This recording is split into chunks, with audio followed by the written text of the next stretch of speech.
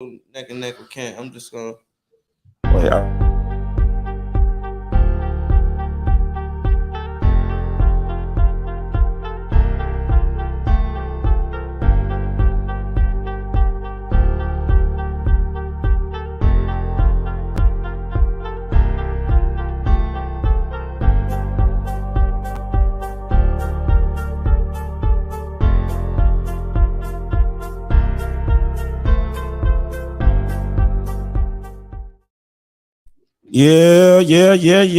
Yeah. How y'all doing today? This your boy Gates Open Media. We partnered up with Hold My Nuts podcast, and we also have an in-room or in the house guest, Mr. Jason right here. So tonight's discussion is gonna be about, obviously you see the title hold. Shit, I'm fucking up. Semen retention. We're gonna talk about all that and more right after this.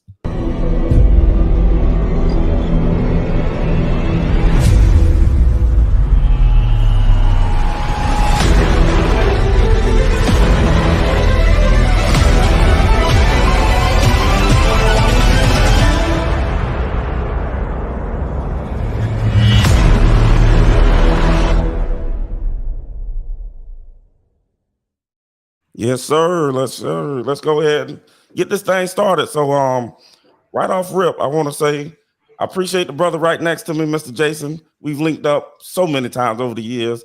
The official first guest in studio. So we're gonna give him a round of applause. You know what I'm saying? But also we partnered up. We got my boy. Also, tell the people where they can find you at. Yeah, glad to be here. Glad to be here, man. It's your boy Jason Gray. You can find me on my own YouTube channel, Jason I Vision Greg. Kind of, one of the people kind of talk about anything holistic. You know what I'm saying? Main focus for a while has been semen retention. So, I'm loving the topic and super happy to be a part of this right now, and kind of kick some bread and get back with an old friend. Yes, sir. I'm pretty sure a lot of the people who viewing in right now probably already know of.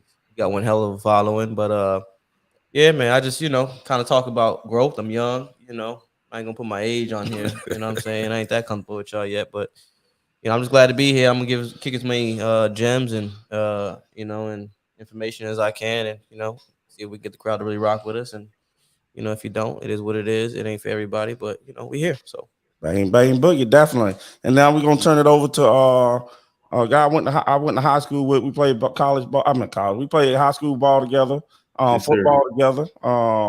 He was the leader of our team back in the day. You know what I'm saying? I'm gonna give him his flowers here. Even though I did lock him up a couple of times, he crossed me. I give it to him. He crossed me when he first got over there. But anyway, this brother here, can't say I could go on all day giving his accolades. But with that being said, Hold My Nuts podcast, y'all go check it out. And Mr. Bo, let them know what's going on. Yeah, man. Listen, thank you for having me on, man. I'm glad I had the time to do it because you just sent me a text like right out the blue. And I was at the gym when you sent the text. I was like, I hit my dog up when I get up out of here, man. And so I'm free tonight, and I'm happy to be on, man, for sure. Yeah, definitely. Man, we got a comment already. Who is this? Taylor Marrero. That's one of your folks? I'm not sure.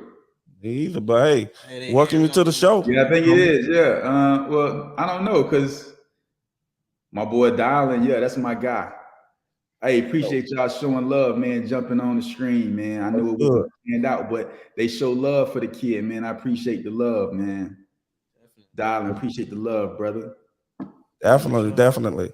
So, also go check out Sitting Politic. That's another channel I'm on a lot. Definitely show them boys some love. They put out content every day. I follow this gentleman here, Mr. Hold My Nuts. When he told me he was doing this, I was like, oh Lord, have mercy. Beautiful thing. I don't know much about this topic, but these two, they partnered up before. So I'm gonna let them kind of lead this thing off, and let's take it in another dimension. So you wanna start it off, Bo? I started off, man. So we started, me and Greg, we started this semen retention back over a year ago. I want to say February, March, right? February 1st. February 1st, yeah. And you know, we pretty much started at the same time. We Like did. the We started on the same same day. time. If it wasn't, it probably was just a couple hour difference, you know. A couple hours difference, man. And we was rocking it out, knocking it out, encouraging one another, in the semen retention journey. Talk about it from your perspective too, because I know you don't like to hold back. So, definitely let it out from your perspective. So, yes, sir. Because one thing that can't be mistaken is the fact that you've been doing this for a long time consistently, and the whole journey, it's it's a battlefield. You know what I Yeah. mean? And we can definitely get into that too. I hope people gonna stick around long enough to kind of hear about that. I don't know how many people's acclimated with the semen retention journey, but it's a battlefield. So I love for you to tell your truth in any way that you would like to put it from your perspective. And I'll second that.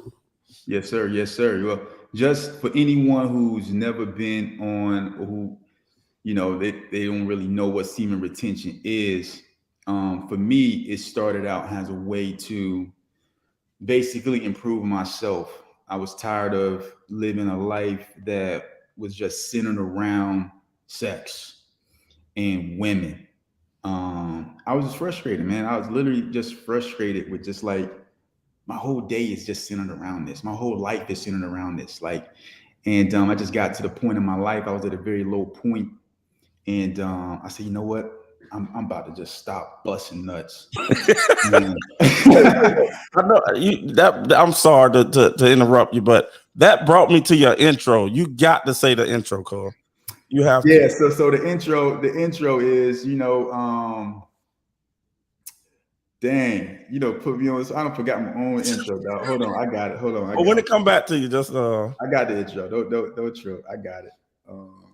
I know why you're here. You're tired of releasing on your keyboards, your laptops, and your desktops, and you're tired of being manipulated and dominated by female culture. So everybody know my tagline: desecrating keyboards, laptops, and desktops.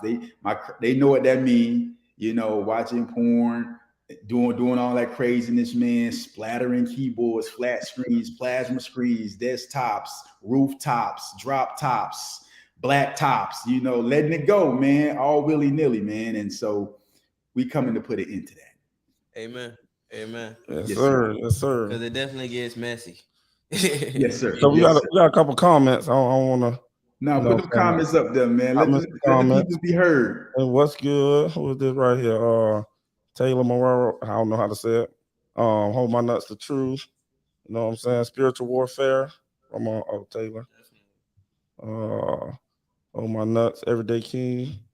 Well, you got to a following, man. Y'all sitting Politic over here. Hey, that's the intro. That's crazy. Yes, sir. Go over there and check them out. Like I say, check out Sitting Politic too. OD. What we got? So tough. Well, hey, first time I heard that, man, no lie, I almost. That boy grabbed the butter out the fridge. Didn't even step out the kitchen with it. Sitting Politics said motherfuckers don't use toilet paper, tissue. I mean, motherfuckers don't use toilet paper, tissue, something. Right. Right. You know what I'm saying? Toilet paper. So yeah, so y'all going to, I don't want to hold it up. I keep holding it up here. But I'm gonna let you go. Then I'm gonna have some questions, you know what I'm saying?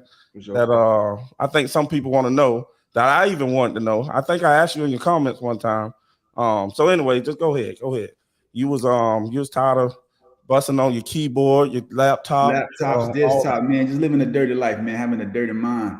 And I knew it was more to life than what I was experiencing, man. And so I just said, you know what, I had enough, man. I'm gonna discipline myself to actually, not be so centered around sex. And it didn't even start off, like on a godly tip, so to speak. I always had a conscience of God. I grew up with God and Christ and all that type of stuff, man. But that wasn't my purpose initially for starting the channel. It just, as I started retaining, I just kept getting more and more righteous. I kept seeing things. And at the time, I was dealing with a lot of spiritual warfare, man. I don't want to drop too much heat on y'all, but it's not anything too heavy. But I was dealing with a lot of spiritual warfare, witchcraft. I don't know if you guys believe in that, but it's real. People sending curses, spells. And what people don't understand about sex is it's a spiritual act. It's a spiritual act, man. It's a spiritual act. Yeah. And you got to really understand those implications. Can't just be out there willy-nilly because people really have no idea what they're getting themselves into. You feel me? Yeah. Sure, for sure, So for sure. I've heard that anytime a guy and a girl have sex, it's like they, like you say, spiritual warfare and all that stuff, that they actually leave a part of them with them, Facts. spiritually.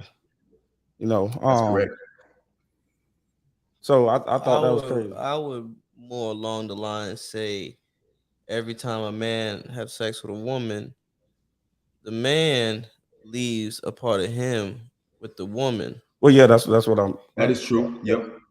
And what comes with the man is the depletedness, and the I would say the emptiness, of his own soul. It's almost like Facts. he's chipping at his own soul.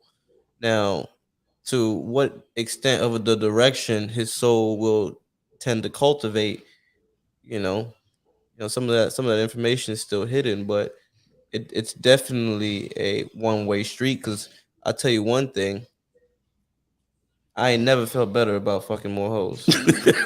Never felt better. I ain't Okay, I never got you. I ain't never felt better. Yeah. But And why is that? When Why you is said, that? oh, go ahead. I mean, you want the facts, or you just want my opinion? No, both. Well, I can only give you my opinion, and I think a lot of that has to do with the fact that it's you got the cup half full and half empty, right? Right.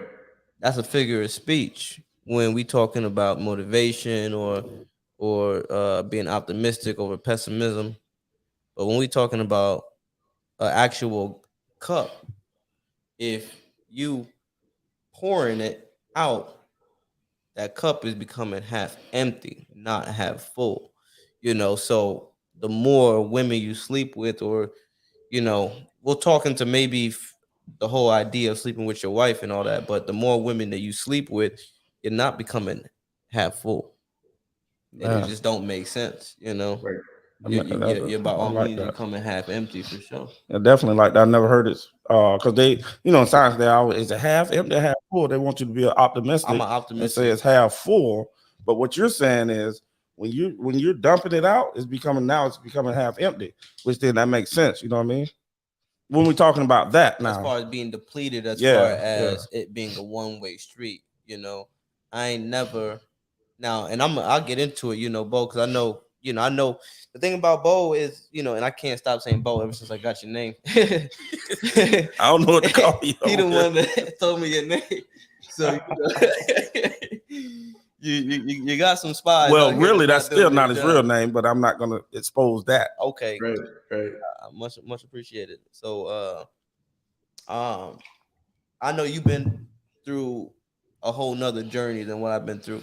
And I had some questions in regards to a lot of the game you was just kicking off the past, 2 minutes. Yeah.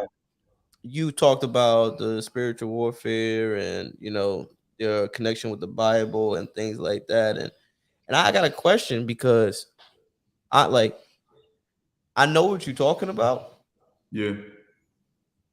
but I want to know truthfully, when you started semen retention, was it at that time it became a spiritual thing for you, or did the journey of semen retention really, really open up that spiritual side even more to realize the type of battle that you're dealing with? Because without trying to stir the conversation or direct your answer, because I want you to speak from your own truth, right? Um, I stopped. How I found semen retention, I remember it was 2021, right? Right before that whole George George George Floyd. George Floyd shit kind of popped off. I was at the crib and I went like a week without handling my business. Keep it PG, I got people watching, 16 of them. Shout out to y'all for sure. Shout out to y'all. Um, I was about a week in, and then I had let one go, and I'm like, you too Got chill. him. I was like, hold up. I was like, damn. You know what I mean? I done let one. I done had let a whole lot. You know what I mean? Come out this tool. You know what I'm saying? And then I kind of felt more like I felt like my erection was stronger. You know what I'm saying? And Mhm. I'm gonna tell you right now, real shit. I had a chick that was coming from Atlanta to come see me in about a month, right? So I'm like, you know what? Let me hold this shit in until she come and see me, Right. and then I'm gonna give it to her. Yeah, I'm gonna give it to her because it made sense that like I'm the type of nigga where what I mean. I might when you young, you try to go back to back to back and shit like that. After you grown, you realize, man, it ain't even about all that. But and then I always wonder, like, damn, like, why is it like every time I release, my erection get weaker? You know what I'm saying? To the Mhm. point where before the first release, it don't never go down. You know what I mean? In the second release, I might have to have a, you know what I mean, hit the top on me. You know what I'm saying? And then get right back in it, whatever. I know we getting real explicit, but cut me off if Nah, ever go need. ahead, man. And so in my mind, I'm like, okay, obviously, the more you release, the weaker the junk is. You know what I'm saying? And so I'm like, no, let me hold this shit in real, real long. And then when Shorty come, because I had Shorty coming from Atlanta, I'm like, I'm just going, you know, just have more fun with it. I guess in my mind, I'm thinking I could probably go back 4 or 5 times. In my mind, I'm Right. thinking I can go maybe 4 or 5 times in the same night if I retain. And then I mean, obviously, you come to realize if you that's what you do, that's what you do. If that's not what you do, that's not what you do, whatever. But um, so the month went by, right? First, it was the 2 weeks, and then I started like walking around, catching people staring at me and shit. And I'm like, why is that person staring at me? And then I'm walking through the grocery stores and I'm catching women staring at me. Like I'm turning, I look at them in their eye and then they turn away.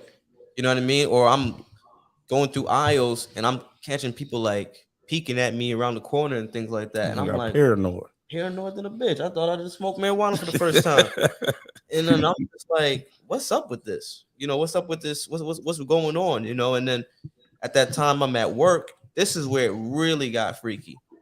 Not even, but this is when I started to look into it a little bit more. Um, I'm at I'm at my job and I do a sales job, and I had a manager, right? I'm gonna say almost an anti-Semitic type of manager, right? Mhm. But she was a really witty individual. You know what I mean? She was real corporate. She knew how to talk to you and disrespect you with jokes, right? You know what I mean? Or indirectly, but that thing was slap. You know what I'm saying? And you had to either A, listen to her, or B, respond in a way where you're gonna pull your card. And I never really responded in that way where I pulled my car. So I would listen to her, you know what I mean? And I was always a top 3 employee. So I had a little cockiness to myself, but being in the world of, people that I felt like didn't care about me and were using me and were playing mind games with me, it really bothered me. And I didn't really have the ammunition to deal with it. Like I remember, for instance, I'm chilling doing my job, and one of the other employees, he's like, "Hey man, did you hear about that rapper who got killed?" And in my mind, I'm like, "Boy, I don't talk to you about rap," you know. Right. do your chain hang low, do it. You know what I'm saying? Like I was like, I was like, no. He's like, I was like, nah, I didn't hear about that. And he's like, you didn't hear about that? It was all over. It was all over social media. I'm like, how do you know that I be on social media? We don't got social media. You don't even be on social media. I know you don't listen to rap. So I feel like he was trying to get under my skin, and that's just the type of energy I was dealing with. And I had a homeboy one day. He was like, "Oh, when Buddy said that to you, you should have just been like, oh no, I didn't hear about him, but I did hear about George Floyd. What do you think about that?" Like trying to spin it off of me. And I'm like, damn, I didn't think about that. How come I didn't think about that in a way, And I just felt like I was behind the curve when I was dealing with these folks. And then now fast forward to semen retention, I'm like 3-4 weeks in, right? And I'm talking to my manager, and I'm dealing with a transaction, and she's like, "Hey, I don't think that you can do this." I'm like, "Hey, don't think, just let me do." You know what I mean? And I just shut it up real quick, and it just came out. And then I realized as I'm talking to people, I'm talking from a different outlet now. I'm activating like a different piece of my brain that took over, and it's almost talking for me, speaking for me. And it came to the point where in that moment, being exposed to this, I'm like, hold up, I'm smarter. I'm wittier.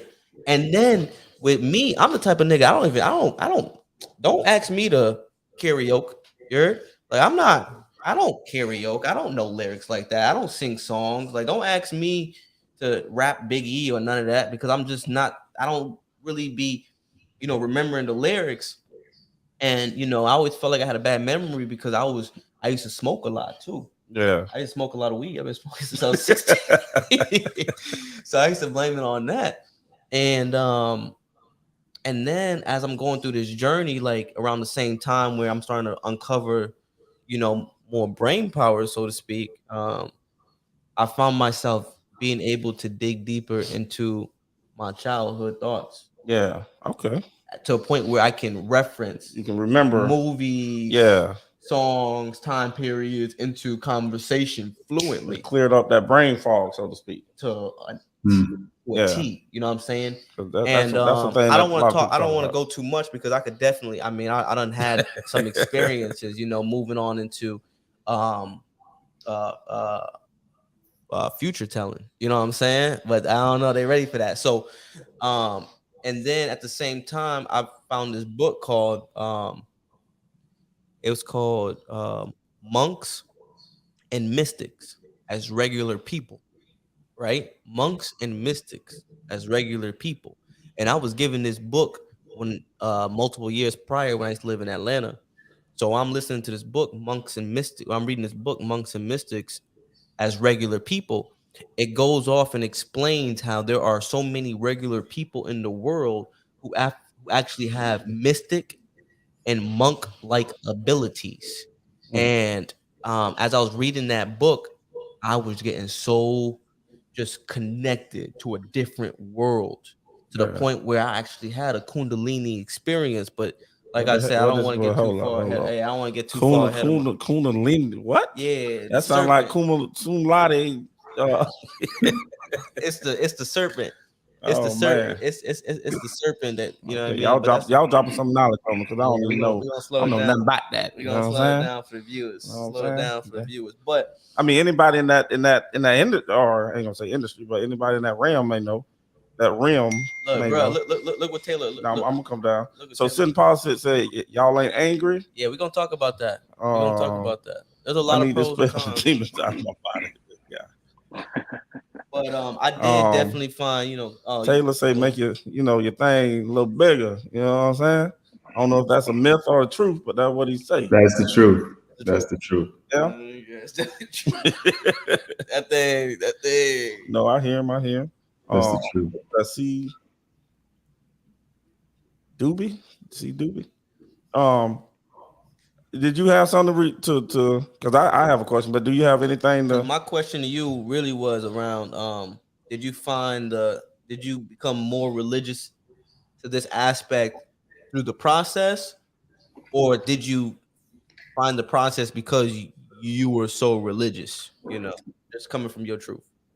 I would say that as I started practicing semen retention, not really understanding what I was doing fully, I knew that, you know, if I retained my semen, I would get some physical benefits. You know, you would get your testosterone levels would increase 50+%. I knew that I would get those physical benefits, but what I didn't know was that from retaining my seed, I was now put into spiritual portals. And the reason I was projecting to those spiritual portals was because the demons that I was supplying my seed to were being starved out. And as a result of being starved out, that's when I noticed that all of a sudden I started having these sexual dreams. Well, these spirits coming to me in the form of people that they felt like I was attracted to, or people that I was with in the past. And the purpose of the dream is to implant that memory in your mind to get you to meditate on that thought as if you actually watch porn, to leave that image in your mind and your memory in your soul so that you wake up horny with an erection. So you eventually you give into it. Because when you stop watching porn, you stop doing all that negative stuff. There's nothing that you're feeding yourself to drive the lust, to drive the infatuation with sexual immoral things. So when you cut that off, Satan says, okay, I see what you're doing.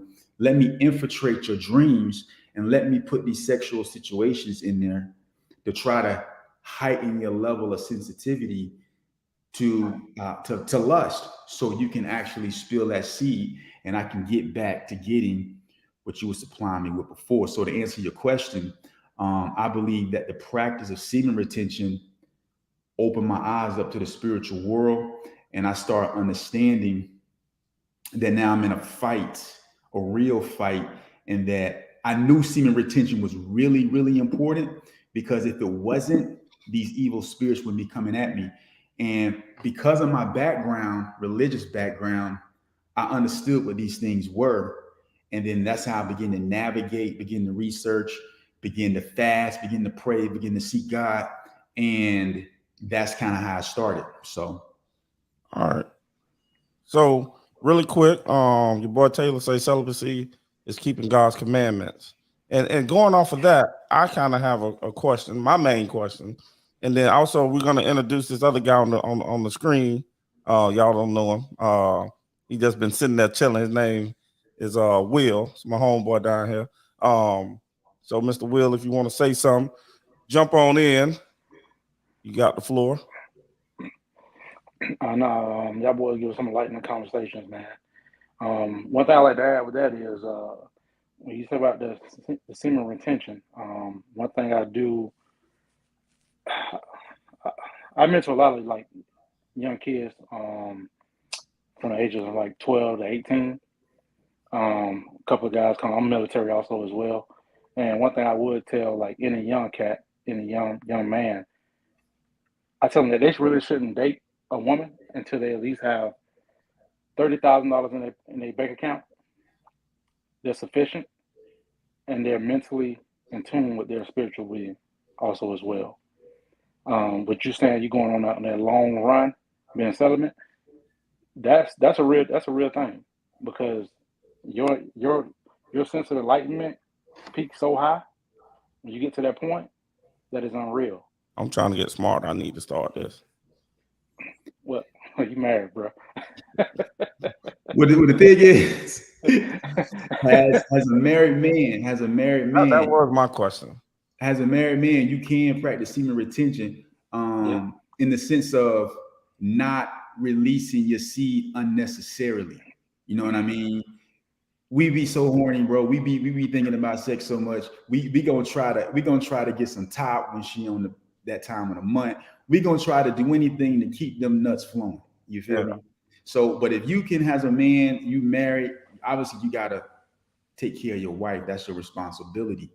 Okay. But if you are allowing yourself to be drawn away by other things that entice you sexually, that is causing you to extract your seed unnecessarily, you're not going to get the benefits of it as if you're just saving that for your wife for her enjoyment. Because you got to think, when you releasing, it's going to be less enjoyable for her because you're giving your energy to something else. If you retain your energy and you give it all to her, the experience is going to be more enjoyable for you and her. But if you busting them off, jacking off, and doing this, and then you having sex with your wife, you know, your performance going to go down. The energy is not going to be the same when y'all make love.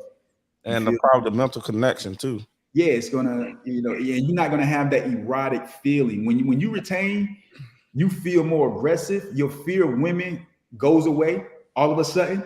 And if you see something, you really will be inclined to go approach it because that energy is built up. But I like what my man was saying.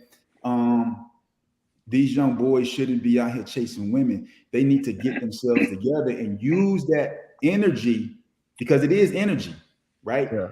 Use that energy to build and to solidify themselves, because what happens is these dudes start chasing women, and in their pursuit of women, they think they're the man, not realizing they're the slave. Definitely. See, it's easy to go find 10. I remember them days. It's easy to go find 10 girls that look like IG models. You can go find 10 of them, 20 of them. You can go find them a dime a dozen. But how difficult is it to find a man who has his stuff together, who makes 100 six figures or whatever? How hard is that to go find? You can't go find 10 dudes like that right away. You feel what I'm saying? Don't exist. And that's the missing key of it. Well, I tell a lot of young cats, because if you go into it chasing women, trust me, I was one of them dudes. I did it. I played collegiate sports. I played a little semi-pro also as well. And man, when you cross the water, you know, your mind on that because you're young. And the thing about it is, it's your environment also as well, because it's what you raised around. Yeah, you know yeah, definitely. It's how you brought up. You got that, you know, you got that macho swag about you, especially picked on in the neighborhood, school. Definitely. If you ain't doing what the other fellas doing. Yeah, but at the same time is when you playing sports, you know, it kind of come along with the territory. Yeah. It's like it's a natural being where, you know, you're gonna gravitate towards it just because of how you are, because you and your masculine frame of mind. So it's gonna take its toll. But if you focus on just making sure that you take care of business first, everything else is gonna come later. And when you're a high value man, it's a different ball game. You never have to chase. Facts. Like, and I always told, like, Ken know how I am. Like, I've been my girl for a while. But even when I first met, I was like, man, I like quality, not quantity. Right. Because I already had ran through back in the days, you know, young days, back in the days. But it makes a lot of sense, man. When I slowed down and sat still with myself, I took myself to a whole nother level. You know what I'm saying? Like, once I crossed that 6-figure threshold, it was a wrap. It was like that shit was just rampant. And I was just like, and after that, it was like, okay, now I met my girl. Now it's serious. I can handle business. I can do what I need to do. Right. But there's nothing else that's keeping me. I don't have to worry about too much because the financial stuff is kind of taken care of. So it gives you a little more leeway, freedom to do other stuff. Now I can focus my mind on other things besides just worrying about, okay, you know, stressing out. And the other thing, man, is when you get to that point, you can't. A woman can't be a woman. Can't be her feminine self if she's taking on man tasks also as well. Talk that talk. It's not gonna work. It ain't gonna work at all. She has to be in her feminine being, which means that you have to be at the forefront, handling your shit 100%. Because if she feel like she's carrying the weight also as well, you can't expect her to be a man at the same time. They want to give it up. Yeah. Right. And that don't necessarily mean that she got to be a stay-at-home mom, but it definitely mean that she shouldn't have to take off the trash. Right. I think what he's saying is a ceiling fan. Definitely mean that she shouldn't have to, you know, do the manly tasks that men are supposed to do. You know what I mean? Like, as a man, whenever I do something as simple as putting a TV up on a wall mount, I feel motivation to go do more stuff. You know, I mean, I went and grabbed a dresser from IKEA, and I just, you know, put up the dresser. You know, I just put the pieces out. You know, got my little tools, set it up. You feel me? Yeah. I mean, it's easy as 1, 2, 3. But when you just do those little accomplishments, you feel more testosterone. The same way how when a woman is in her feminine space doing feminine things, they feel more feminine. Yeah. It's like how nowadays the biggest issue is the fact that women tend to find themselves dating feminine men, Man, yeah. right? So what that leads to, it leads to if Beta. yeah, for sure. Super beta. If there is the yin and the yang, if the man quickly runs to the feminine side, then the woman is automatically pushed to the masculine side. And if she's pushing that masculine atmosphere, then she will not be able to really explore, her feminine qualities and what I would say Yeah, God given ability. Yeah, definitely makes sense. And I've never been with a woman who it was my last relationship. I said I was close to the reason why, but let me finish this. I've never been with a woman who really embodied a masculine frame. I've never been with a woman who would disrespect me to my face or would hold back sex or wouldn't want to cook for me or make me my coffee or because one, I've always carried myself as a man, and two, I've always, for some reason, however you want to put it, have expanded my income, put them on to ideas and then following through with the game plan. My last woman, I'm gonna tell you this. My last woman, she and I do believe this is the reason why she cheated on me, right? But she, was dealing with a man who not only did 10 years in prison for selling like 500 kilos of cocaine. You know what I mean? She dealt with a nigga who was a hothead and all he did was beat people up. She and this dude, whatever idea that she came to mind, she ended up starting a trucking company with him. They was making like 260 a year, and I never owned my own business or anything like that. So when I was dealing with her, she was always trying to put these ideas in my head to do this, and this, and that. But the type of relationship that she came from a relationship where she could easily influence her man, and her man would do whatever he needed to do, to the point where I'm 29, so I'm gonna get my age before, but I'm 29. She was 33. Her last man was 47, and she also had a baby by him. You know what I'm saying? Like, so it was her real deal man. And so when I look back at it, would I do anything different? No, because I don't think I was with the right woman. But did I learn something from that relationship? I learned that in a relationship, regardless of how manly you feel, you always have to keep your foot on the gas, and yeah, I'll leave it at that. But I definitely think that, back to what you were saying, Will, it's important for a woman to be in her feminine, in her feminine atmosphere, and that might be involved in, not depleting yourself, and you know what I'm saying, and definitely giving it, giving it to her the way she needs to be given it, given to, or whether that's coming from just back massages or controlling the bedroom, or 100%. Really quick. And taking a little break on it also as well. Not going at it every day, man. It that's makes a it whole better other sometimes conversation too. I'd love to get into. That's a whole other conversation. Really quick, we got a ton of comments. I'm gonna try to get through. Caleb said, "True shit. After 2 or 3 weeks, I get sexual dreams and it's frustrating. I'm sitting politic over there. Agree, you've desexualized yourself. That's the cause. With everything, it's conditioning." What was this? Prudent King. Big up. What's up, bro? Appreciate you. It's in politics. I don't know that proves a negative for sex when it's practiced responsibly, right? Yeah, we need a. What do you mean by that? Sitting politic? What do you mean by that? Hey, good advice, man. Sitting politic. If you could elaborate on that, what you meant about that. King talk for real. Prudent King. Appreciate this, bro. yo. Hey, y'all make sure y'all subscribe to Sit in Politic, Gates Open Media, and Hold My Nuts podcast too. Women have access to those men. We don't see them out and about, but they in air DM. In the deal. In the DMs. Hey, so while we're going through that, let me ask you something, my man. How you feel like what's the best way to teaching a lot of young men how to actually practice these methods and these techniques without because we kind of living in a different era right now. It ain't the same how when we came up. These kids a little different. Right. So yeah, they're a little different now.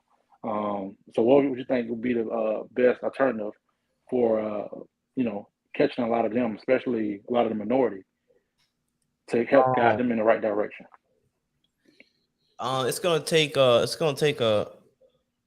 community, and I'm all seriousness when I say that. It's gonna take being around the right people, because we as men are so targeted in this society when we're talking about Instagram, Facebook, TikTok, Tinder, you know, TikTok. It's a Chinese app.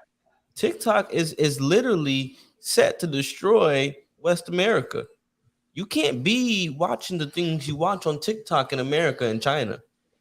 The app is completely centered different, to control the minds of the Western society. They're like, we're doing dances, they're doing math problems. You understand? But that's the version they give to us. Exactly. Yeah. The reason they have that though is because they have a different spiritual understanding. But they created the app. Yeah, but they created the app as a weapon, but they know spiritually that it's poison for their people, but it's deadly for our people. And because we're not spiritually inclined, we eat it up. Like when you don't have a moral basis, these type of things happen. America, we don't have a standard of morality. Yeah. We're considered the melting pot. But my man's question, I want to read y'all this Bible verse in Ecclesiastes. Check this out. This is Ecclesiastes chapter 7, verse 26 through 29. He's talking about the youth. I say, in order to change the youth, and it's going to take a community, right? But they have to have the fear of God, right? So listen to this verse. He says, I found, this is Solomon. He says, I found something more bitter than death. The woman who is like a trap. The love she offers you will catch you like a net, and her arms round you will hold you like a chain. Listen to this last piece. It says, a man who pleases God can get away, but she will catch the sinner. And you know what's so crazy about that? Wait. Oh, my bad. But what was that again? That was Ecclesiastes. Ecclesiastes chapter 7, verses 26 through 29. Well, you just son of American. That's how we are, because we're consumers by nature. Yeah, we how we are now. So we do is everything we get over here is more so geared towards fast pace, which is why 27 through 29. My bad. Yes, Ecclesiastes chapter 7, verse 26 through 29. All right. Read that joint. Right. Slowly. Gotcha. Yeah. Because it's crazy, because everything that they got over there, like China, they don't let their kids watch it. TikTok for like 1 or 2 hours a day. Yeah. And everything that goes viral is educational. Yeah. Everything here is all negative. So However, that's what we like. They got the sniper on us. You know what I'm saying? So that's why I'm saying it's gonna take a community. Doubling down on what Bo Hold My Nuts podcast be talking about, because you can't win this battle by yourself. You have to, like you said, you are aiming towards a goal, but the goal is at a slope. So you not only need to have something pulling you up towards the goal, but at the same time, which is your reasoning. Oh, I want more money. I want a better lifestyle. I want to stop falling into these traps. So I'm gonna keep moving forward. But you also need something pushing you from the back end, from when you lose your footing, because we all lose our footings. You ask a rock climber, has he ever lost his footing? He'd be a damn fake if he said no. Right.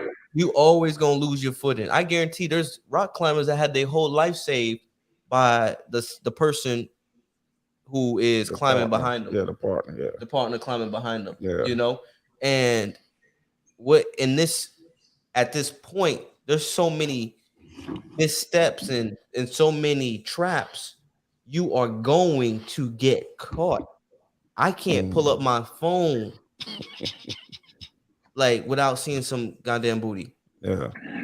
It's crazy because But you control that though. You control that. nah, I'm saying Instagram. Like, look. Well, that's part of your algorithm now, though. That's right. That's part of your algorithm. You got to change the algorithm. We on Instagram right here. See, but like my man just said, you can control that, right? I don't know. I don't know how. Well, you do know how. Delete it. Nah. You talking about the whole app? Man, listen, bro. Wait, restart it. It's gonna do it and then pick different things. One thing about me, can I tell you, like when I'm on something, like I'm into, I'm coding right now. When I shut down, I go 0 dark 60. That means I'm going 0 dark 60 because I got a goal I got to take care of. Bro, I shut it all off. My old lady, she know also as well. When I'm shutting it down because I got a general focus. So if you want it bad enough, you can turn that shit off. You're gonna have to. What we talking about the algorithm or the actual application? Oh, you say when you open up your phone. That's how you shut it down. That's how you shut it down too.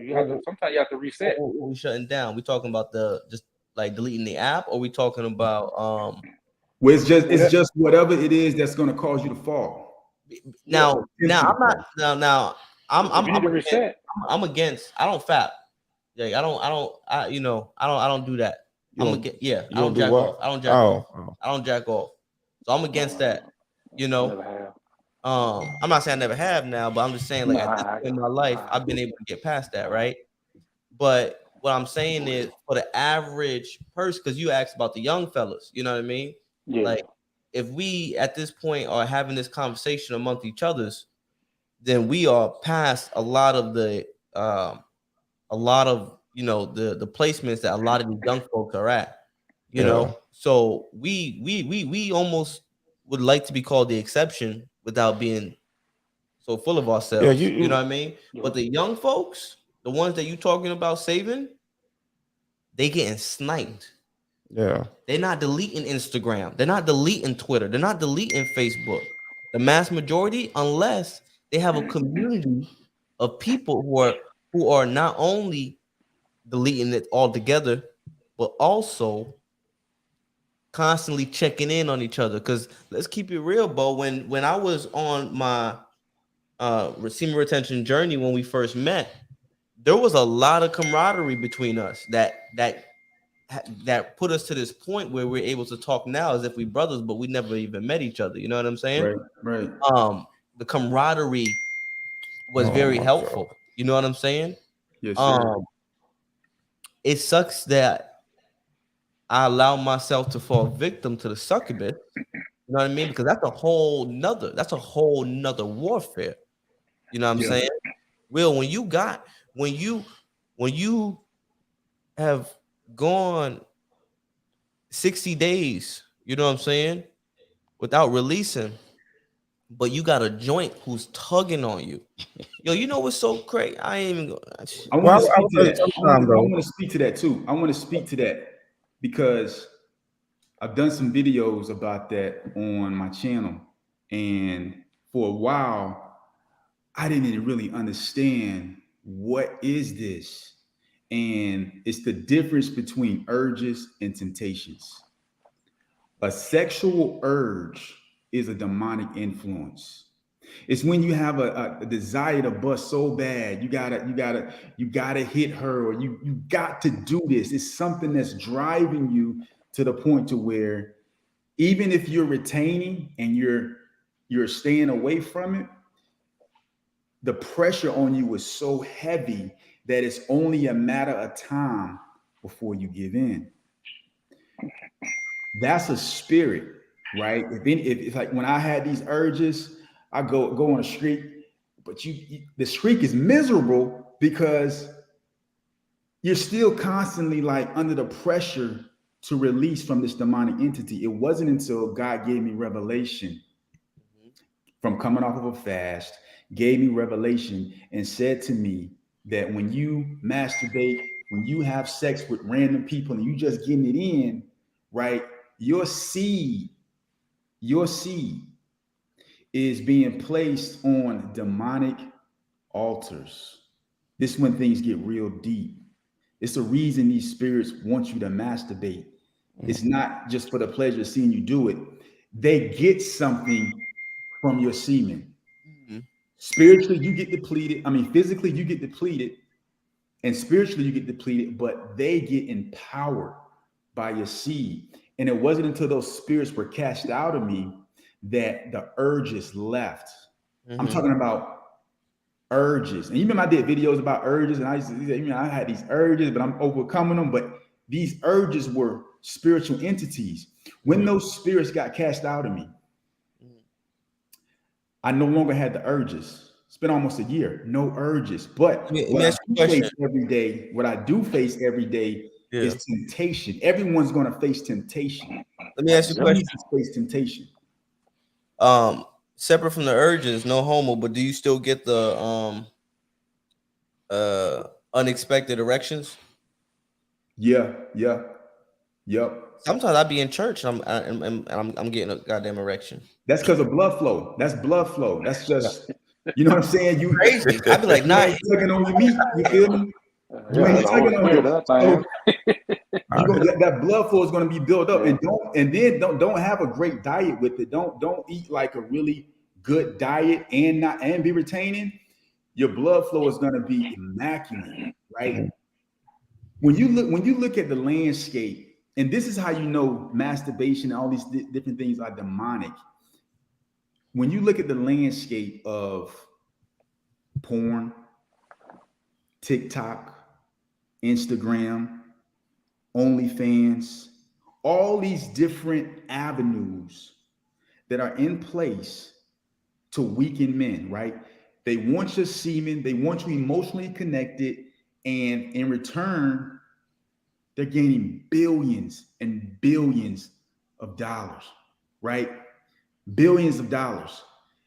Then, because you can't get it up, because you got erectile dysfunction, because you choking, you strangling that thing. You busting at every opportunity.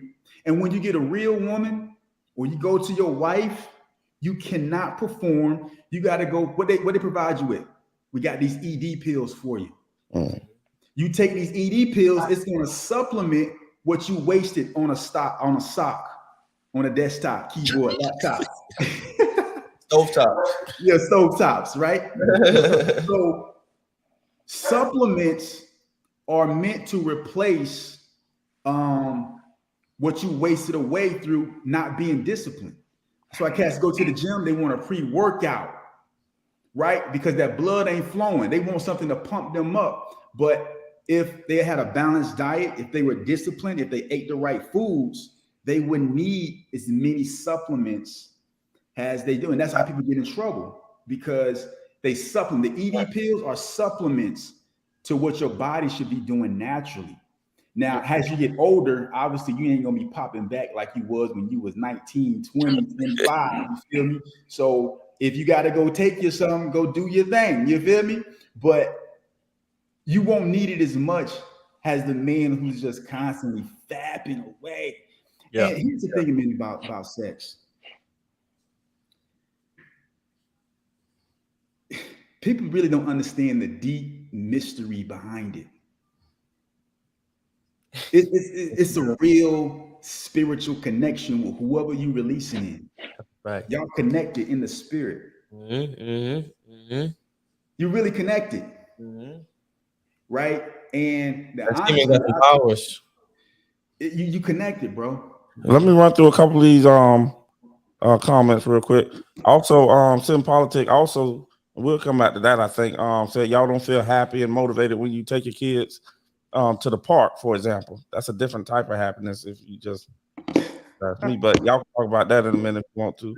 But I think it was fun, and you sound like she had something off for low key. I don't know if that's a joke or not. I like to elaborate on that for sure though.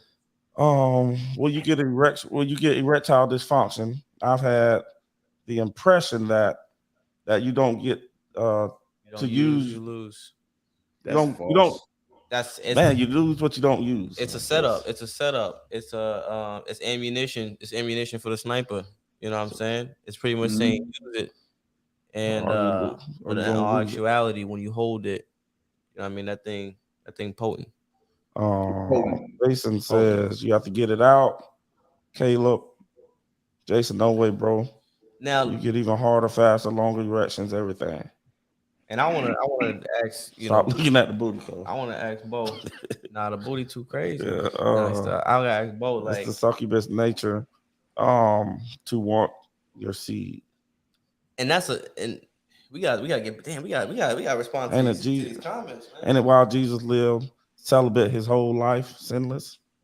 Yeah, that was crazy. All those exercises on top of it. I think he was talking about you, Bo, when he was talking about exercising, eating good, and all that good stuff. They have a stronger erection and stuff like that. That was all. I tell you what, it make a big difference because when I was on my deployment in Middle East, 8 months, nothing, but you eating good. You eating good, but you're working out all the time. So having that clear mind within like that second month, man, I was on different frequency, man. It's like you moving different, you on high alert. Like I don't take no supplement. I don't drink coffee. Like I don't need. I'm always on a natural high. Right. And a lot of that come from what you eat. You know, I'm an early bird dude. I stay up late. Give me about 5 hours, I'm good. And it's always been like that my whole life. It's just not saying that's a good thing. I would like to get more sleep, but it's not in my DNA at this point. Like I was grinding, trying to get it done. Yeah, 100%. But yeah, he made a great point with that because man, what you eat, what you take in, boy, is what your body's gonna give you on the back end. Plus, it does affect your sex life also as well. Hey, let's talk really quick. I know, and this is definitely off topic, and then we're gonna roll back into it. But y'all ever heard of 6 degrees of separation, right? No. Yeah, never heard of 6 degrees of separation. You know, 6 people. You can point out 6 people in the world, and through who they know, it'll come back around to you eventually. 6 degrees of separation. So the reason I say that is because Jason, you and Bo, y'all met, so to speak. And Will, you don't know it, but y'all know somebody in common. And that's your boy James. I don't want to say his last name, but the one you played basketball. You remember James? Oh yeah. I play collegiate with him. James, James Life. Oh yeah. He know James Life. Yeah, man. Yeah, me and him played JUCO together. Yeah, fun times. Yeah. So I just want to put that out there. That this is crazy. You know what I'm saying? Like it's just crazy to me to think of it that Oh, okay. Okay, so all y'all went to y'all played in cause y'all was in Polk County and so James went to Lehigh. Right. Okay. Yeah, he went to UMass. No, he went to Lehigh to finish playing high school. Oh, okay. Yeah. He came to us, then he went to UMass. He should have went to Utah. But went to UMass. Then after that, I left. I went to Virginia State. Yeah. So anyway, I just thought it was crazy. And y'all ever look up 6 degrees of separation? Shit is. I mean, this is just like. I don't know. It's crazy though. But anyway. Couple questions, but I'm just gonna piggyback off of what we were just talking about most recently.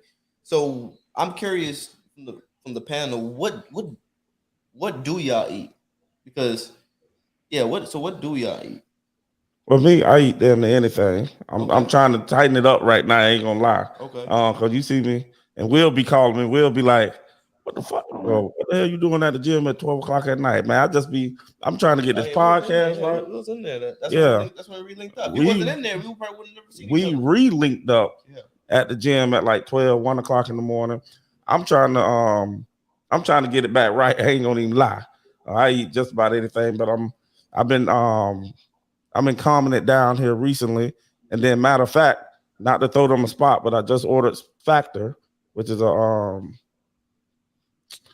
keto. I'm gonna get the keto one anyway for a little bit, and then I'm gonna start meal prepping a little more, just so I can make sure I can get it right, and then start focusing off of that. But I do go to the gym though. I'll tell you that. I go to the gym. I just gotta complete the other part of it. But anyway, I'm done.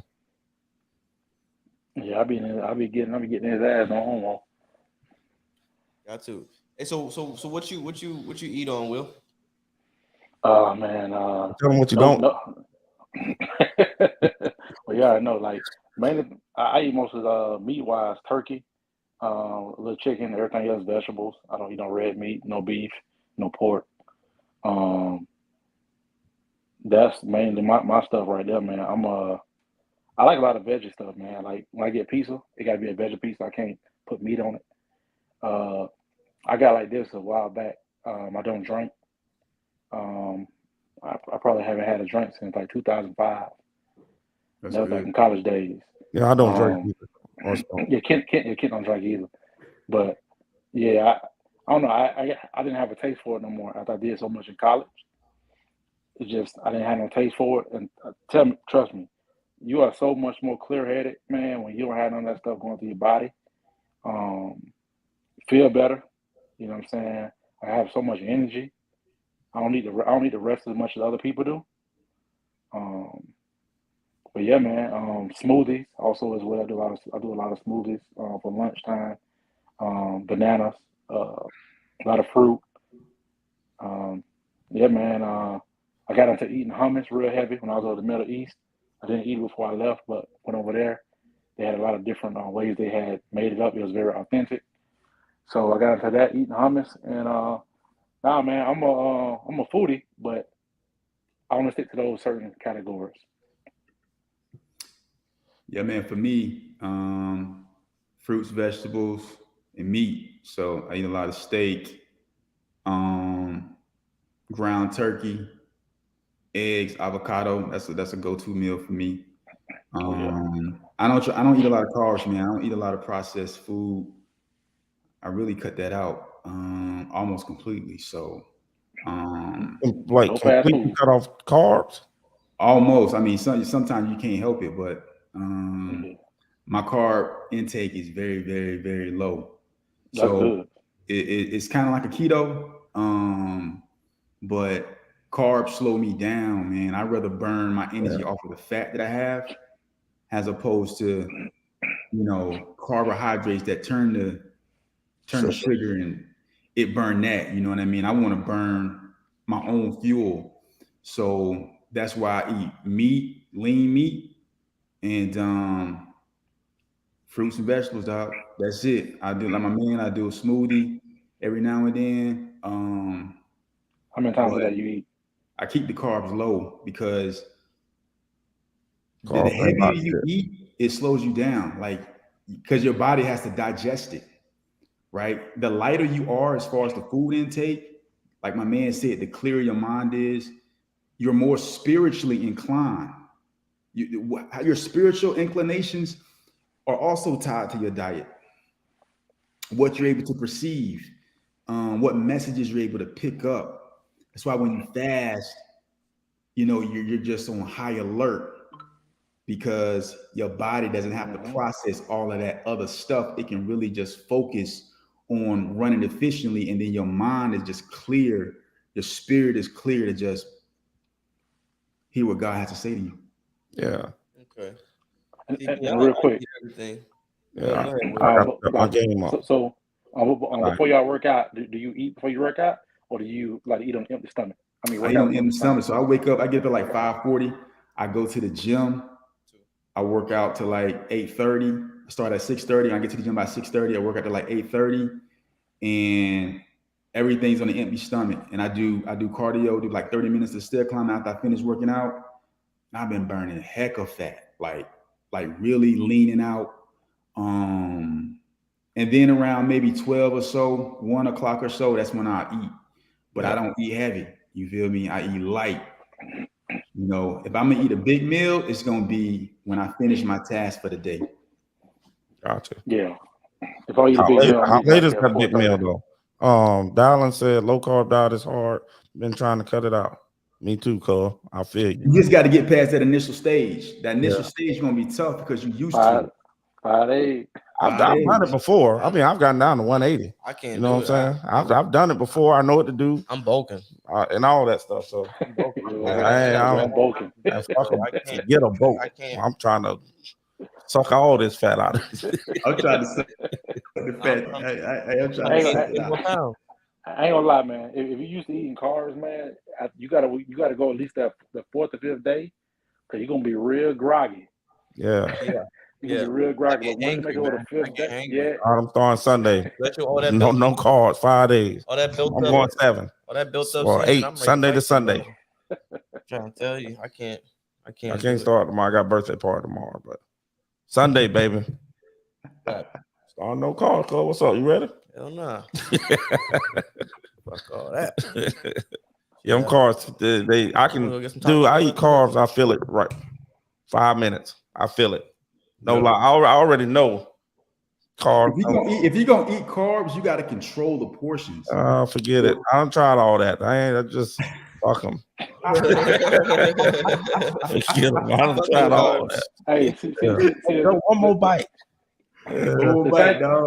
The thing is can't go to the gym late. So then, if you up late, you have a tendency to get hungry. So you stand up super late. I don't eat nothing. I try to go to the gym on a fast. Empty stomach, and then I come home. I have a protein shake with no carbs in it. What time you go to the gym? Now, even later sometimes. Okay. But when I get home, I don't get off work to 5:30. Get home 6. I take me a little nap, 30-minute nap or something. Then I'm really trying to get this podcast right. You know what I'm saying? So I just downloaded vidIQ. That's real. And I got to learn how to do that. And then I got to go. I was doing something else anyway. So, you know what I'm saying? I've just been doing everything. Taylor say nice convo guys. Basketball games tonight. Get off this mofo. I don't care about this. This is just to play in, man. I'm ready to see Braun get tore out the frame. You saw you won the game 1. Yeah, that's true. What is that? Gymnemia tea. Yeah. Jam ball. They reduce credit. I don't know. I started drinking the apple cider vinegar with water. I started doing that a couple weeks ago. I stopped like a couple days ago, but and that definitely curbed my cravings. Heat one, yeah, we seen that. I seen it. 91 to 100, something like that. I actually heard you on Sitting Politic. You got a funny perspective. Appreciate you, Carl. Oh, you mess with Sitting Politic. Okay, that's what's up. I'm a dog over there. Big Papa. He and I started together. He and I used to work together at 2 different places as well. But yeah, man, definitely. So I'm curious to kind of get back to the whole the semen retention and Will, I wanted to know what's your stance on semen retention? For me, it's crazy because by nature, I ain't gonna lie, I'm high nature. Shit, where I can go every day a couple times if needed. But I got to the point where it's just in me. It's probably the Spanish part of me, man, the Puerto Rican side. Oh, so you just say you fucking every day. if I could. Open up, daddy's home. But you know what the thing is, man, as I got older, man, I kind of weaned off of that because it was more so like a young mentality when you want to just go like that. And other priorities started taking taking more of a place for Yeah. that. So for Yeah, right I now, think like I can go a month and she may get mad at me sometimes because she be probably wanting it, and but I be so in tune with what I got going on that it's like nah, I'm taking care of some stuff over here because I'll be up late. I'll be up late night. When a woman want it, they trying to get you to come to bed. But I'll be up late night, like 2 o'clock in the morning, working on stuff. I'm like, hey man, when I'm dialed in, I'm dialed in. But at the same time, it makes it better because when it does happen, she's more in tune because it's Yeah. not like it's an everyday thing. So it's almost like we're not around each other all the time, in a sense. So it kind of makes you savor the moments because you're not pretty much just going at it every day. So I like it better now, to be honest. And man, I'm not tired. Like I be like an energizer bunny. When it's time, it's time. Like I need when we gotta go about 2 or 3 times now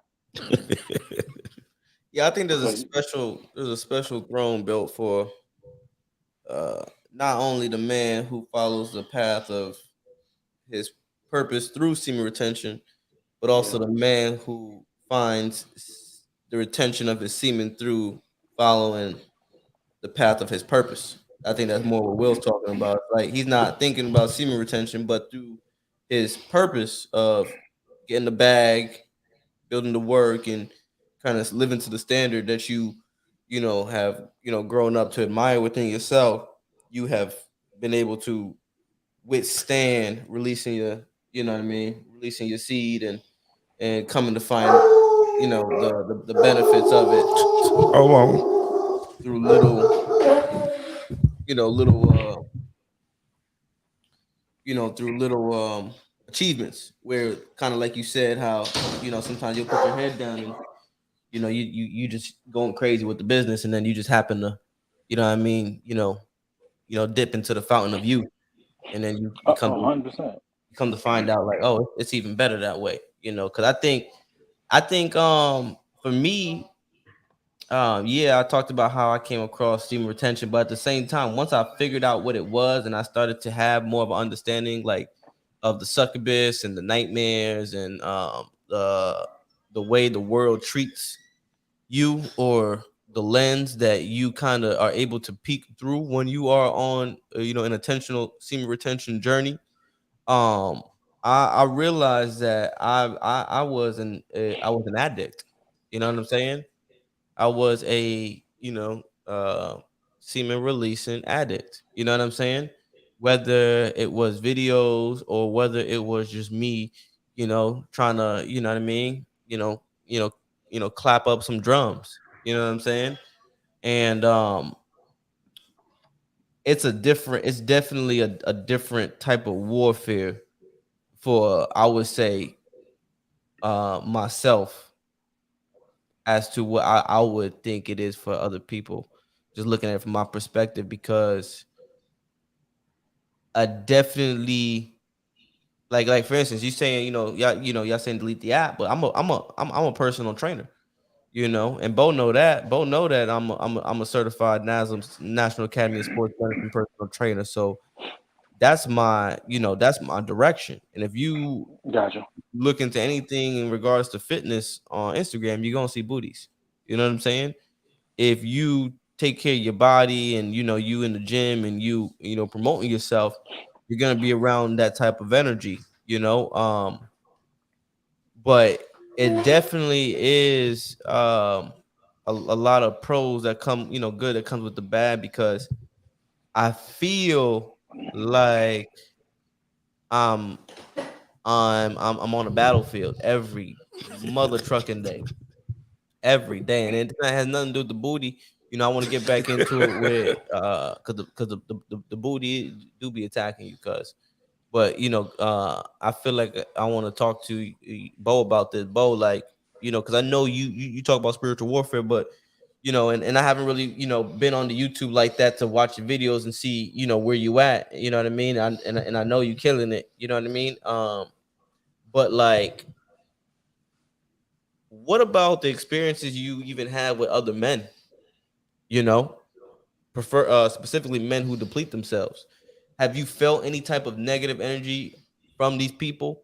Have you felt negative energy from family members and friends and And Yeah, for sure.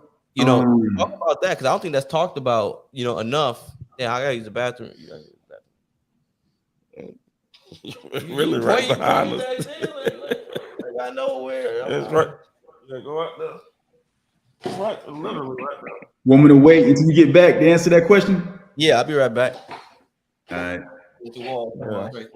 Yeah. Well, Bo, yeah, that's a good question, man, because you can feel the energy on people who are kind of like out there. Right.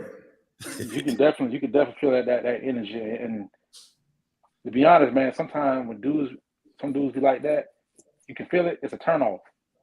It is. You know what I'm saying? And like I always felt like I said, God gave me that ability to read people a little bit. And sometimes I as I got older now, I look at it, what you're saying with the spiritual side of it, with, you know, demons and everything else and all that. It's crazy because you have dreams. I'd be like, man, this is some weird shit. Like what is this? I'm having these weird ass dreams. Right. But it was always in the midst of when I wasn't doing nothing. Facts. And I was it was just wild because I was, you know, I deployed I had 3 deployments. So I'm going for a long period of time. Right. And I don't beat off, never have. Just thank God, I never had to go that route. But some people to each their own. But I never got to that point. But it was like, man, I was like, God damn, boy, what's really going on? Right. You know what I'm saying? So that stuff be real. But I didn't ever think about it as being spiritual warfare. I was just thinking like, you know what? I'm just missing my lady. You know what I'm saying? I ain't got nothing in a while, and I'm used to, you know, at least getting out once or twice a month. Right. Now I'm at 8 months. But after that 3rd month, it was kind of like smooth sailing then, because it was like I was in my zone. I was working out, going to work. I kept myself so busy, I ain't had time to really think about it at all. It's real. You know what I'm saying? So I kind of shifted my priorities to make sure that when my mind went there, I had to deviate. Right. Nah, can't run that route. And you know, you on base, and in the military, they say after a while, some things be looking like they be a 5, start looking like an 8. Right. That's real. Man, you know, to answer Greg's question, man, yes, you can feel that energy. And like, I'll give you an example. Like, I go to the gym. I always go dolo, you know, because I'm on a mission. I'm taking my body to the maximum peak. But I get like nasty stares from dudes in there with their girl. I really do. And I think they feel like I'm going to try to hit on their girl or something. But that's not what I'm in there for. You feel me? I'm in there working out. Right? But you can see like, dudes really like go hover over their girl when I come in the gym. I'm just being 100% honest. And it's like a negative energy. And I'm like, you know what I'm saying? Like, I'm in here getting, you don't even know what I'm on. You feel? They don't even know I'm holding my nuts podcast. You feel? They don't even know what I'm on. But it's kind of like, you feel like you can sense that insecurity. The insecurity comes from basically women having them by the balls and a lack of confidence. You feel me? A lack of confidence in a man. But at the same time, also it's territorial. So I do understand the aspect. Like, you want to protect your woman from dudes, because most men, we know how men are for the most part. Like, ain't nobody trying to be your friend, right? At the end of the day, a brother trying to smash. That's just, as men, we know this. But it's you can feel that energy. And then when I see dudes in different, and the conversation is always about twat, and it's always about, oh man, she's so fine. For me now, looking at it, I'm like, man, that's just, it makes you look so feminine to me. Like, your whole disposition is catered around women. Like, why we ain't talking about what stock's about to blow up? Why we ain't talking about how we gonna get this money? Why the conversation is always about women? Why is that? I think it's just like when I grew up, you know what I'm saying? It was just what the boys in the neighborhood was talking about, what they were doing. You know what I'm saying? Obviously, and I even tell my kids that these friends you have in high school and all this, you don't even develop your own self until you stop being around that group of people. So for me myself, you've been around that group, and I tell you, I got married with my brother, God bless the dead, and three other guys in my wedding. And Bo, you know two of them. These jokers got married. I didn't even know they was married. You know what I'm saying? So, but I mean, I wasn't fazed by it or nothing like that. We still cool. But I say all that to say, when you're influenced by those people, by your core, by your peers, yes, some of us can overcome it. Some like peer pressure. I overcame that part of the peer pressure, but the other side, you know what I'm saying? When we talk about girls and stuff like that, that was a whole nother ball game. You know what I'm saying? So when you're talking, when we're just talking, no smoking, no drink, that was simple for me. I'll be sitting right beside people smoking and drinking, and I can care less. You know what I'm saying? But the other part was more difficult. You know what I'm saying? So when you get to college, I was still around some of those guys, and then when my wife and I, we moved away, and then everything else opened up because now I'm down here solo dolo. I got to make new friends, new people, and like Will. I mean, he and I just very similar. We don't hang around a whole bunch of people. You ain't gonna catch me. Just, hey dog, you want to go? No, I ain't rocking with you. Typically, right. You know what I'm saying. My circle is very small. You know what I'm saying. So now all that stuff that we're talking about right now, like this topic, when you told me you had this topic, I like this man crazy. I ain't gonna even lie. But having the conversation today has opened my eyes, and I definitely love this conversation, the topic, and where it's going and stuff like that. So definitely, I've been educated. I ain't gonna even lie. You know what I'm saying? This is what people got to realize about semen retention and about just honoring God, honoring your body. Because when you do these things, man, you sinning against your own body, man. Yeah. Like you doing damage to yourself. But this is what you got to. This is what men have to understand. Like, I can't be around dudes who just just like super sexual. Like, that's I can't be around you because guess what? I can't trust you. Yep. Right? We going on a mission. We going on a mission. My man probably can understand this. We going on a mission. I need you to be focused, dog. Yeah. One woman winks at you, you lose your focus. Now we all dead, right? Because you couldn't. You know what I'm saying? Like, and this is how it is in real life, man. Like, if you roll with dudes, and that's the conversation. Guess what? You're gonna end up in relationships. You're just gonna stay in that cycle. You're gonna stay in that cycle. I want to be around dudes. Listen, we understand this. I'm a man, you a man, you a man, you a man, right? We gonna do that. You feel me? That's gonna happen. It's understood that a man is supposed to be with a woman. That's understood. But why are we constantly talking about it? Like, why is it such like the news of the day? Like, are we trying to because my whole thing is this, man. I have to fulfill my purpose on this earth. That's what drives me. God sent me here for a reason, and I have to do my best to find that purpose, and I have to live it out, and I have to complete it. I can't leave this earth without fulfilling my God-given purpose, right? I just can't.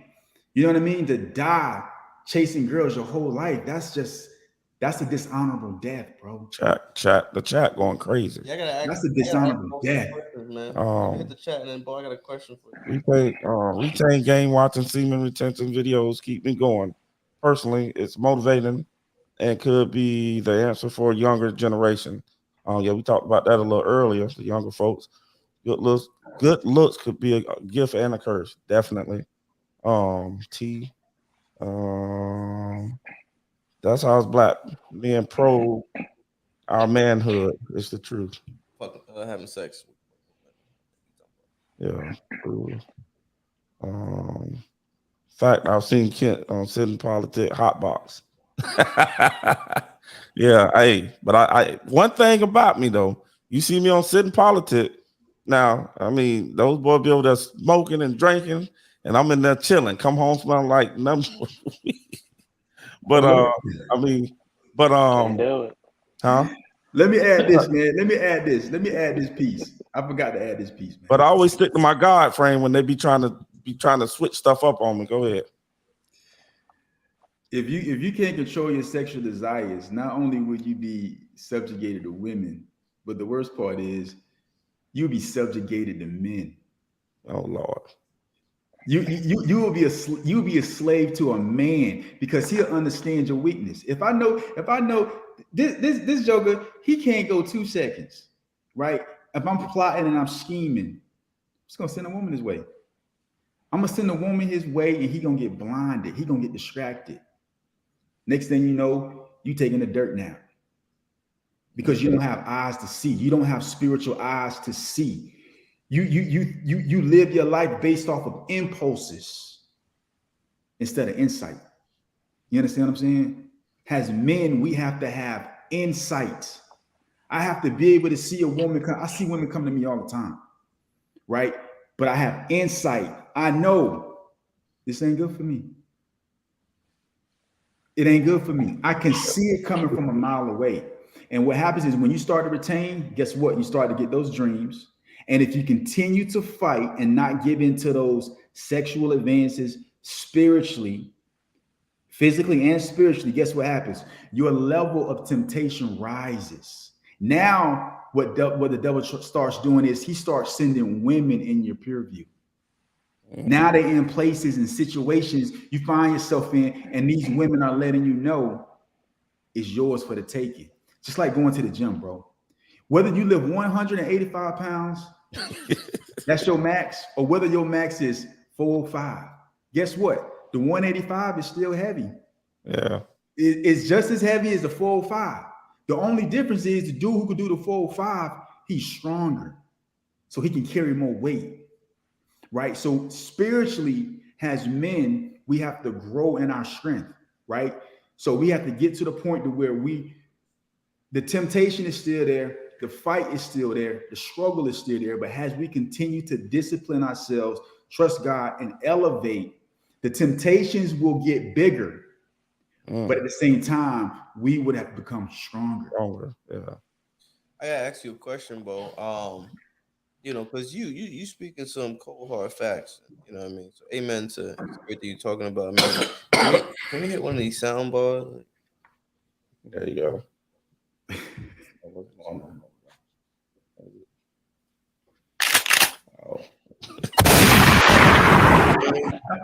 Shots fired! Shots fired!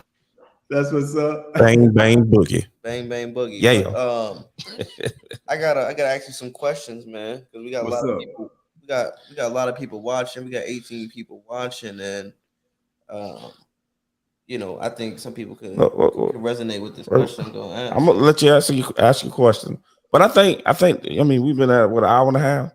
I think that's a great, you know what I'm saying, great debate. So it's not even a debate, but discussion. Man, maybe you know what I'm saying. Maybe we should do this again. You know what I'm saying, and maybe plan for it. Maybe we can get some more people. You know what I'm saying on board. Maybe we'll do it on your thing, and then and I'll do. You know what I'm saying. But anyway, go ahead. Yeah, no, that's understood. So, you talk about not being able to trust the man with the lust, so to speak. Because in my mind, this is not a do or die battle. This is a do and keep doing until you get it right. Because nobody's perfect, Right. So, what do you have to say to the person that maybe doesn't feel as purposeful, but has maybe a positive outlook now and is looking to continue that positive outlook, knowing that he's made a lot of these mistakes and may make these mistakes tomorrow, and the next day, but is trying to be a better person? The key is this. One, you got to have faith. And what I mean by that is faith to get up when you fall down, right? As men, we have a natural propensity to gravitate towards things that are just not godly, right? So you don't want to aim to be perfect.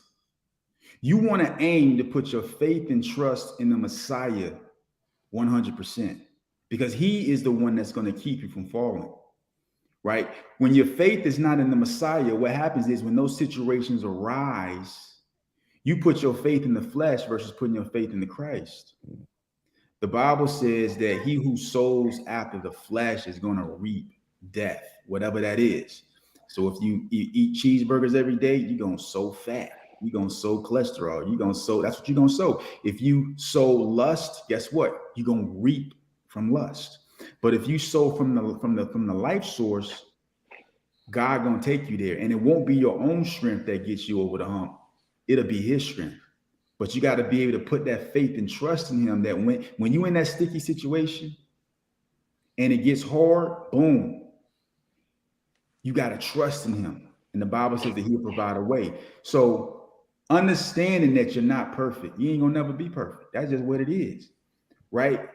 But your purpose, your disposition and outlook on life has to be unshakable, because that disposition you have on what your purpose is and how you're supposed to be living, how you want to live, that has to be what drives you, right? If you fall down, get back up. Because the worst thing you can do is fall off the horse and just continue on like you were, because urged. Everybody falls off the horse. Yeah. David fell off the horse. Samson fell off the horse. You know, Abraham fell off the horse. Everybody gonna fall off. Only person who ain't fall off the horse was Christ, Yeshua HaMashiach. That's the only person who ain't fall off the horse, bro. So key is you gotta just keep going, and don't when you fall, don't beat yourself up, man. The best thing you can do is get back up as quick as you can. Yeah, continue pressing forward. I tell people don't be practicing. You know what I'm saying? Like, don't practice sin. You know what I'm saying? Exactly. We all gonna sin, but you don't just go out there and break in the car or go out and steal or whatever the sin may be. You don't practice sin, but you gotta, obviously we're gonna sin, but we don't say, oh, I'm gonna sin, so let me go. That's the key. That's the key. And going back to what you said earlier, Greg, and then I think Will responded to it, is this: the Bible says, put aside those weights that so easily besets us, right? So you're in the fitness industry, and like you said, that's what you're surrounded by on social media, right? So you have to find a way to be in that space, but also keep yourself protected and not put yourself in a vulnerable situation. But only you know what that looks like. Only you can finagle that to where it benefits you, because that's your line of work. You feel what I'm saying? So that's going to look different from someone else. You know what I mean? Basically, what I do is I don't follow any content creators. I don't follow any women content creators. I probably follow like one or two fitness content creators, because my fitness diaphragm is not built on what someone else is doing. You know what I mean? Like I build it all from what I get from God, almost, so to speak.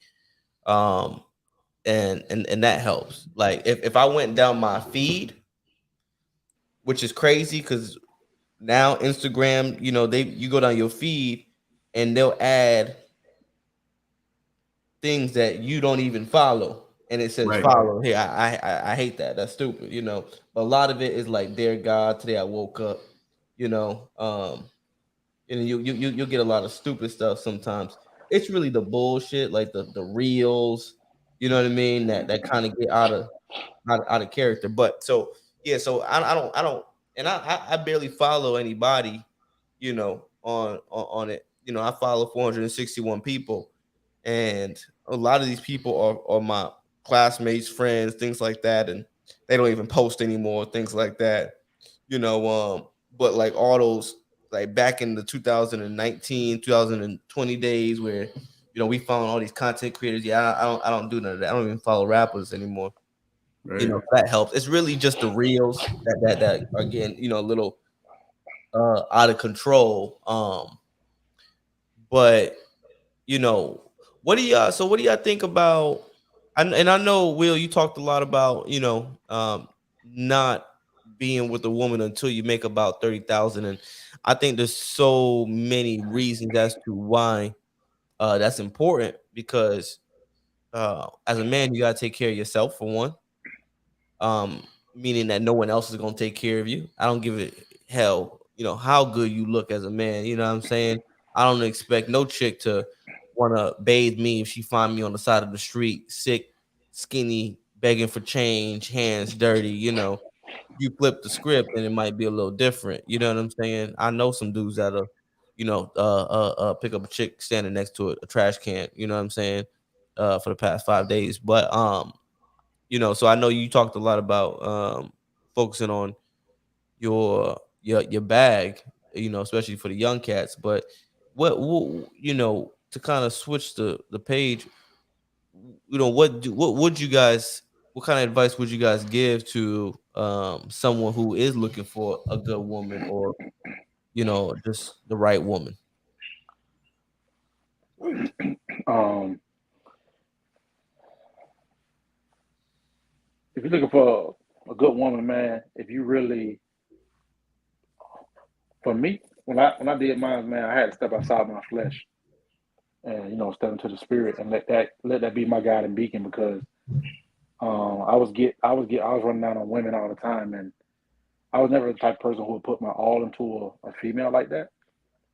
It always had to be somewhere. It had to like really click with it. That spirit be like, hey man, this might be something right here. But it always took time. It was never something I just hot right into. You know what I'm saying? So I would say, man, honestly, you got to focus on yourself first. Then that's gonna come naturally on the other end. Because if you're not right, it's so easy for you to fall prey. And the last thing I tell any dude, man, is never move in with a woman. Oh hell no! Never move Don't in with let a a woman. woman take care of you. I don't care if I- she got her own place. You can't do it, dude, because for one, you have no boundary in the household, no matter even if you're paying the bills. It don't work that way. Any kind of slight argument, it's not gonna go the way you intended, because that was her domain prior to you coming in. So that's why one of the things I say is a guy gotta have his own money, in a sense, his own, be financially stable. That way he can stand on his own too. Oh yeah. But at the same time, it also mentally prepares you also as well to walk that path, so that if something does go awry, you can stand firm. You know what I'm saying? Like my man was saying, when you dealing with other cats, if dudes are talking about chicks all the time and things like that just, I dismiss it. That's why I don't rock with nobody at all. Like Ken, the only person I talk to on this side over here. I don't have no family on this side. But the guys who I do jail with, man, we on some other shit. Like we talking about stocks, we talking about real estate. It's on a whole nother level. And once I changed my mindset on how I was thinking and processing, bro, I kid you not, I ain't capping. Everything started to just take a 360. When I say everything take a 360, I was looking at shit differently. I was getting introduced to people who just off the sprint, I'd just be out eating, and I end up engaging with somebody else. And you're talking about a lot of older Caucasian men who are into into investment. You know what I'm saying? Doing stuff with financial investments and everything real heavy, financial management firms. And they put me on game, telling them about different things of that nature. But it was just because the spirit I was walking in with, because my demeanor is different. Different energy. And Yeah. and it's not just from a financial standpoint, it's just that the aura that you walk with, once that you got a clearer head about your shit, Yeah. everything else gonna come around. It's gonna be solid. It ain't gonna be no bullshit. And when somebody else come around you with some bullshit, you already gonna know it because your spirit ain't gonna match it. Yep. Thanks. And what Yep. about Spirit ain't what about the qualities though? The qualities of the woman, of a good. quality of the quality of woman I look for, man. She gotta be spiritually grounded. You know what I'm saying? She gotta wanna, if she ain't going to church like that, she gotta be really at least be somewhat interested into it, or be willing to understand and let me help her get there also as well. Because God said you supposed to be the head of the woman, and God is ahead of the man. So with that being said, you should be guiding her toward that anyway. And if she's willing to accept that, then you may have a winner. But at the same time, you can't rush into it. And the one thing I will say, man, if for any dude, and if there's some females on here, please forgive me. But I'm always gonna ask a chick, man, how's your relationship with your daddy? Oh yeah, very Because important. if that relationship with that dad is kind of jacked, I ain't gonna lie, boy. You taking a Hell, chance, boy. Yeah, Red it's flag. hard. Yeah, Makes it way harder. that's I ask It that makes question all the time whenever I deal with a woman, and anytime a woman. And if a woman is able, you know what I'm saying, even if she got her own thing going, like my girl, when I got with her, she was handling her business, she was independent. But at the same time, she had to be understanding. She had to understand that allow me to lead, that I'm gonna lead. It ain't no button of the head. You know that, okay, it goes through me. But we're gonna have a conversation, we can have a dialogue. But in the day, that say so comes through me. You don't just run out and just do your own thing. Not if we're supposed to be one. Nah, it don't work that way. That go back to what you were saying earlier about man stacking up his bread, getting himself situated, and being self-sufficient, because that is a masculine thing and on a woman, right? Now, if she wants to help out and she wants to, make your life better by doing certain things, like IG was saying, it doesn't mean she has to be a stay-at-home woman, right? But if she wants to help out, that's awesome. But you never put that responsibility on her shoulders. Just like she should never be getting on you for not cooking every day. You might do that once or twice, or but that's not. She's not shouldering your responsibility to wipe the kids' snotty nose, right? That's not my job. You know what I'm saying? 100%. The kids came, I put them in you, they came out of you. You feel me? Like they sucked on your breast. You feel me? Like you're supposed to be the nurturer. You're supposed to be the nurturer. Yeah, you're a nurturer, but my responsibility is to provide shelter. My responsibility is to make sure that I have resources. My responsibility is to make sure that I protect you and preserve our future and family. That's my responsibility as a man. I have to go out and compete against other men who are trying to take from me, thus take from you, right? And I think that when we really cement ourselves, because being a manly man is being a godly man, right? When you are a manly man, right, you're disciplined. And because you're disciplined, the Bible says a diligent hand maketh rich. But the slothful, the man who's slothful, the man who likes to sleep, the Bible says poverty is going to come in like a thief in the night and overtake you, right? So being able to provide for a woman is a direct correlation to your discipline, right? Your discipline. That doesn't mean that you have to be there right now today, but your discipline will eventually get you there. Right. And then once you acquire those things because of the work you put in, going back to IG, your question, once you acquire those things and you amass that situation where a woman can step into it, and now all she has to do is make it better. Help you make it better, right? But when you do that as a man and you got the patience to build and acquire that, when you look for a woman, guess what? You're not going to just be looking for anybody. You're not going to let somebody just come in there and just tear down what you done built up, right? You're going to be looking for those qualities like, is she feminine, right? Is she submissive? And a lot of people think submissive is she does everything you say. That's not what submissiveness is. And to be more technical, I'm gonna drop a deep spiritual truth on y'all real quick.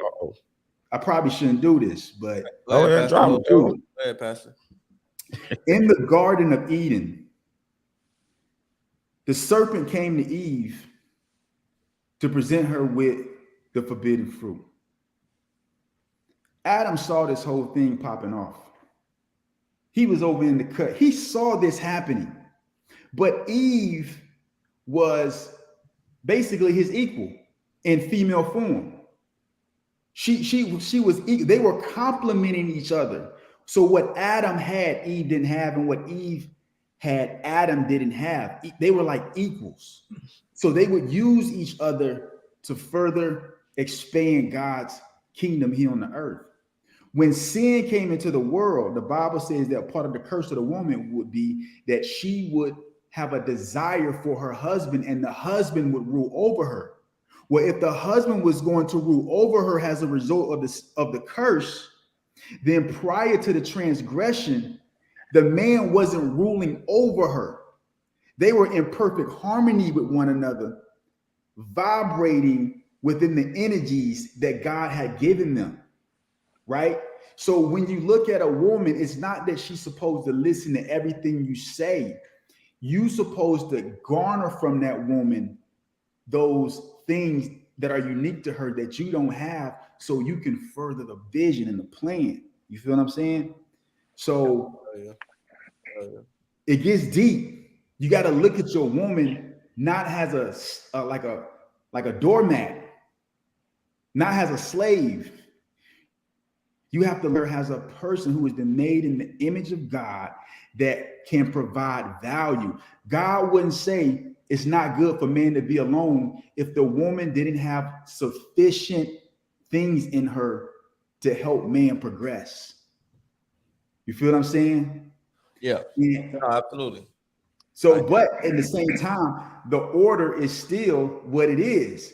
But a lot of times as men, we get prideful and we try to use scriptures to manipulate women as opposed to using scriptures to allow this woman to be my helpmeet. Because women are very spiritually sensitive, more so than men are. A woman to tell you that dude ain't for you. Female intuition. You need to watch him. Yeah. He I'm telling you, you need to watch him. They got that intuition. They got that, and we got to be able to tap into that so we can progress. But when you look at Proverbs, the godly woman, what qualities should you look for? I'm gonna keep it simple, and I'm gonna let somebody say black women are so masculine. Been hearing that for a little minute, but anyway, my bad. But this is what you really want. To answer your question in simple form, Greg, is you want a woman who loves God more than she loves you. Oh yeah. You understand what I'm saying? Because if her standard is God, then that means she's submitting to a higher power, which means it's going to affect how she treats you. If a woman doesn't have God as a standard, she ain't going to treat you right. And if you don't have God as your standard, guess what? You ain't going to treat her right. All right. Yeah. It's what it is. Oh. Bang, bang, boogie. And the thing about it, man, once you step into your presence, man, and really step into your element, it's gonna line itself up anyway. Like you're gonna start getting more and more. You're gonna have a lot of attraction coming at you, and then after that, you're gonna have to decipher. Make discernment. like what you want to key on, because trust me, man, once you hit that threshold, and like I said, it ain't just about money. It's about you just getting in tune with yourself and having your own shit together. When you solid, a woman gonna know that you're solid, and after that, it's gonna flow. It's gonna come into it because she's like, okay, I can follow this dude. He can lead me. Yeah, because that energy gonna fall off on her too, from you. That's coming off of you, and then what you got, what's coming off of her. You know what I'm saying, y'all?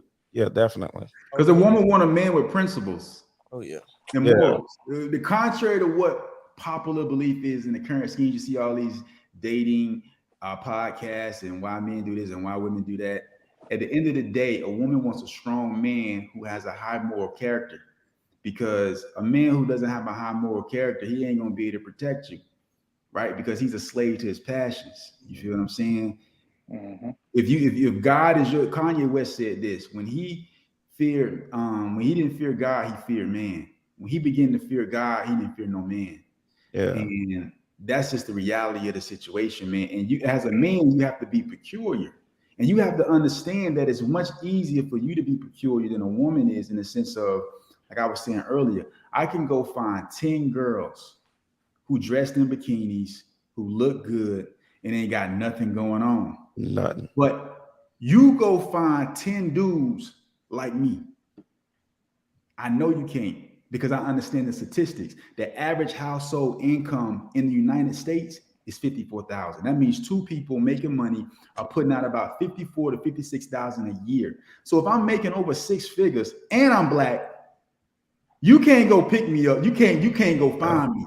I'm peculiar. I'm hard to find. I can replace you every day of the week with a couple $100. They'll be doing whatever for a few $100. Oh, yeah. You understand what I'm saying? So that's what men have to get back to understanding who they are. Now, Jason asked, if that's the case, then why do women want Pookie and Ray Ray? Because it's easy. They don't want to relate. Pookie and Ray Ray, because guess what? They ain't faithful to Pookie and Ray Ray. Nope. Pookie and Ray Ray just come around and tap whenever they want to tap, and they entertain it. Yeah. But she don't want Pookie and Ray Ray. Yeah. She don't. She looking for the dude that's better than Pookie and Ray Ray. That's why her and Pookie and Ray Ray be fighting all the time. All the time. Oh, baby boy. Dysfunction. You feel what I'm saying? Yeah. They like the this dysfunction. You know what I'm saying? But that's the thing though. So when you start looking at black males, when you start getting high figure also as well, then you start thinking about, that's why a lot of women are mad about them passport bros. You ain't heard of that? Hey, that's becoming a thing, bro. That's becoming a thing. And I know a lot of cats with them. I don't got time for that. That's the thing people understand. Like most of these guys, like military wise, I know a lot of guys who are expats. When they got out of the military, bro, the women over there across the water, I hate to say it, man, and it's bad, but the women across the water over there, they understand they haven't been corrupted how the Western society is now, how we are over here with our women. Over there, they're way more feminine. They understand how to take. They first thing is take care of man, you know, take care of their duties. They're like, hey man, you the man. I'm gonna treat you like the man. Here it's a little different, and it's sad, but it's a reality. And these cats that's making the money, they leaving and going because no one wants. If you that type of dude, when you get to that point, you don't want to be fighting all the time with a female back and forth. Like that's wasteful energy. Plus, I ain't got a bandwidth no way to go back and forth. Like can't already know. Like I don't argue. Like we have a conversation. We get a bad. I don't argue with her. I don't raise my voice. We ain't even going there. Like we're gonna dead it. We'll come back and revisit it when you got a clearer head. We can have a conversation. But I'm not finna go back and forth with you. Like I'm not arguing with a woman. Period. That ain't happening. We can have a discussion and a dialogue, and that's what we're gonna leave it at. If not, we might just go ahead and let that ride because it ain't worth my time and my energy. I could be focusing that shit on something else. Yeah. And but once you get to that point where you step into that zone when you, bruh, if you're making 80,000, no lie, no cap, if you're making 80,000 and you go across the water, you can live really, really well in a lot of these countries. Like a king. I'm talking about like a king. I'm talking about $70,000, $80,000 to have you living like middle class, high end. Yeah. Are y'all considering going to live across seas? You ain't gotta go across seas. You could go there and find you one and bring her back. You feel me? But you gotta be careful though, because some of these women they'll get the passport, get the citizenship, and they'll dip out of right. I've seen that happen to one of my homeboys. They sure will. Real story. I've seen that happen. You might have to leave him over there, man. You might have to leave him over there, man. Go visit. Yeah, but you know what? To keep it real with you, this is one of the things you can tell also as well. The ones who are really truly feminine, who looking for a relationship, whatnot, they don't want to come here. They want to come visit because they're so close to their family that they're not leaving their family to come here. Right. They operate totally different because they put family first, as opposed to how it is over here. Yeah, we chase things, money, items, the lifestyle. Over there, they live the lifestyle. So it's a little different. So that's why a lot of these guys that go have kids across the water because they live here and they live across the water also as well. They do like 3 months here. The women want to go back because they're not used to this. They don't like how society is over here. That's where you know you actually met a woman who's in their feminine self because they haven't been tampered yet. Right. I've been So- Americanized. Westernized. Yeah. So Right. man, it's different. It's becoming more of a thing, real heavy now, Yeah. and it's all because of our environment. Look at how it is now, man. It's chaotic. And somebody put down that black women are masculine. I mean, not all of them, but Yeah, I know, but at the same time, it's like it's one of them things where this has been done over a long period of time where women had become masculine because they were on their own. Right. yeah. But that was also was taught back in the before in the 50s. You know what I'm saying? Before I think the statistic is 70% of black families were married. You know what I'm saying? When you got in the 60s with the Dr. Martin Luther King, the civil rights, one thing that they affirmative action. Yeah, once we got affirmative action, then we started giving them all these damn housing the surplus and housing everything shit, else. and then you can't include what the man. They got Section 8, so they're breaking up the nuclear family, and just like hell, BLM, they don't want the nuclear family, and that's what they said. It's not me saying it; that's what they said, and it was created by 3 lesbian females. I ain't got. If you want to be gay, you gay. I can care less. But I'm just saying that's their ideology, and they said that they have a Marxist ideology. So therefore, they want they want handouts, and they don't want the man in the house. And then what does that do? And then also there's a statistic that if a child is raised by their mother only, more than likely they're going to be in the drugs and in prison system. But if they're raised by their father only, they're more likely to be successful. That's facts. Yeah. So they're trying to the woman and the man. I honestly don't even know that statistic, but I'm pretty sure it's better. No, I'm saying whether it's the son or the daughter, if they only the woman, they go or raised by only a woman, they don't go through more bullshit than it was raised with a father in the household. Yeah. Like kind of like what's the relationship with your father? That's a great question to ask. Yes, definitely. Any single guys out there, y'all ask that question. Right. Definitely. Yeah, that does play has an effect on you as a man, as a young man. When I was growing up, I used to listen to the legend of my father, right? And I noticed, honestly, man, when I was in high school, bro, not a lot of people really vibe with me. You feel me? They had to respect me because I was just that deal on the court. You feel me? But I noticed that a part of that was because I had 2 parents, and my dad was always at the game supporting me. And I remember this one particular situation. My dad was in the stands, and he was like, "Don't let him talk to you like that. Show him that he ain't better than you." And he was just going crazy, man. I'm like, man, I ain't trying to do it. So I had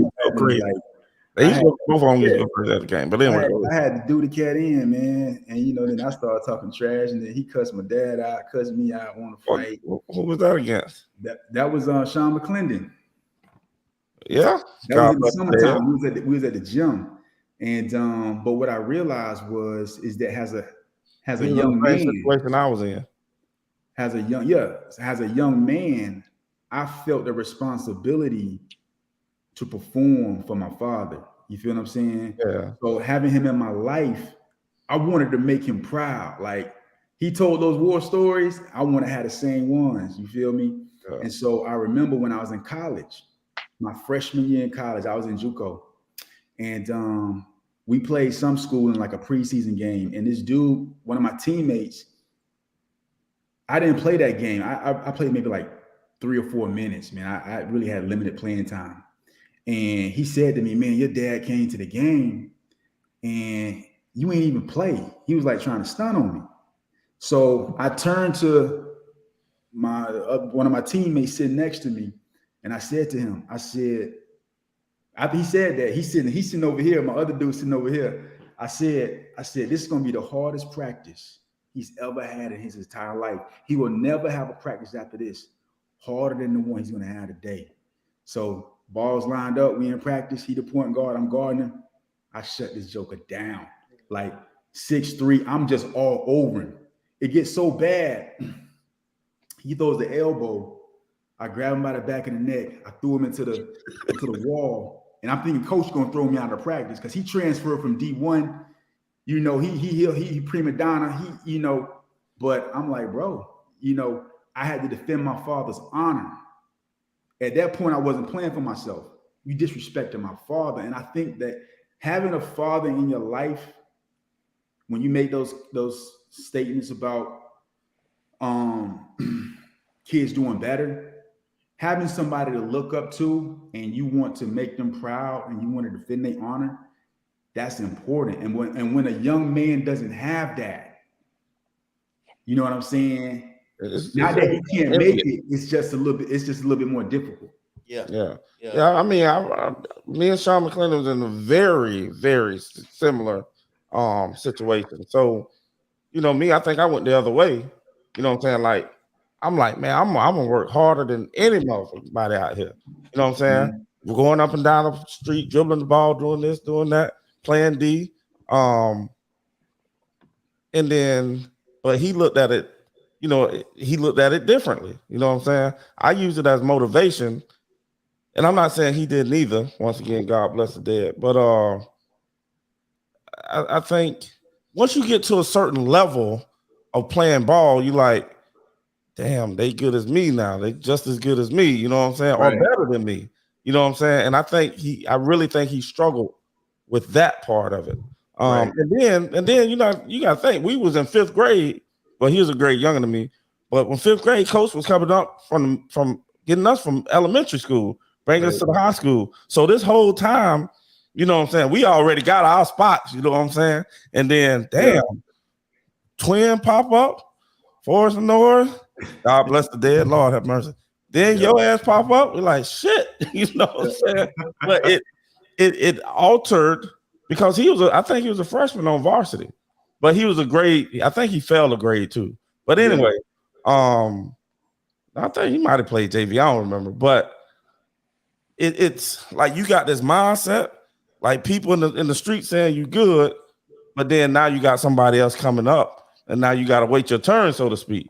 You know what I'm saying? And then you and I don't think he knew how to handle that, to be honest. Right.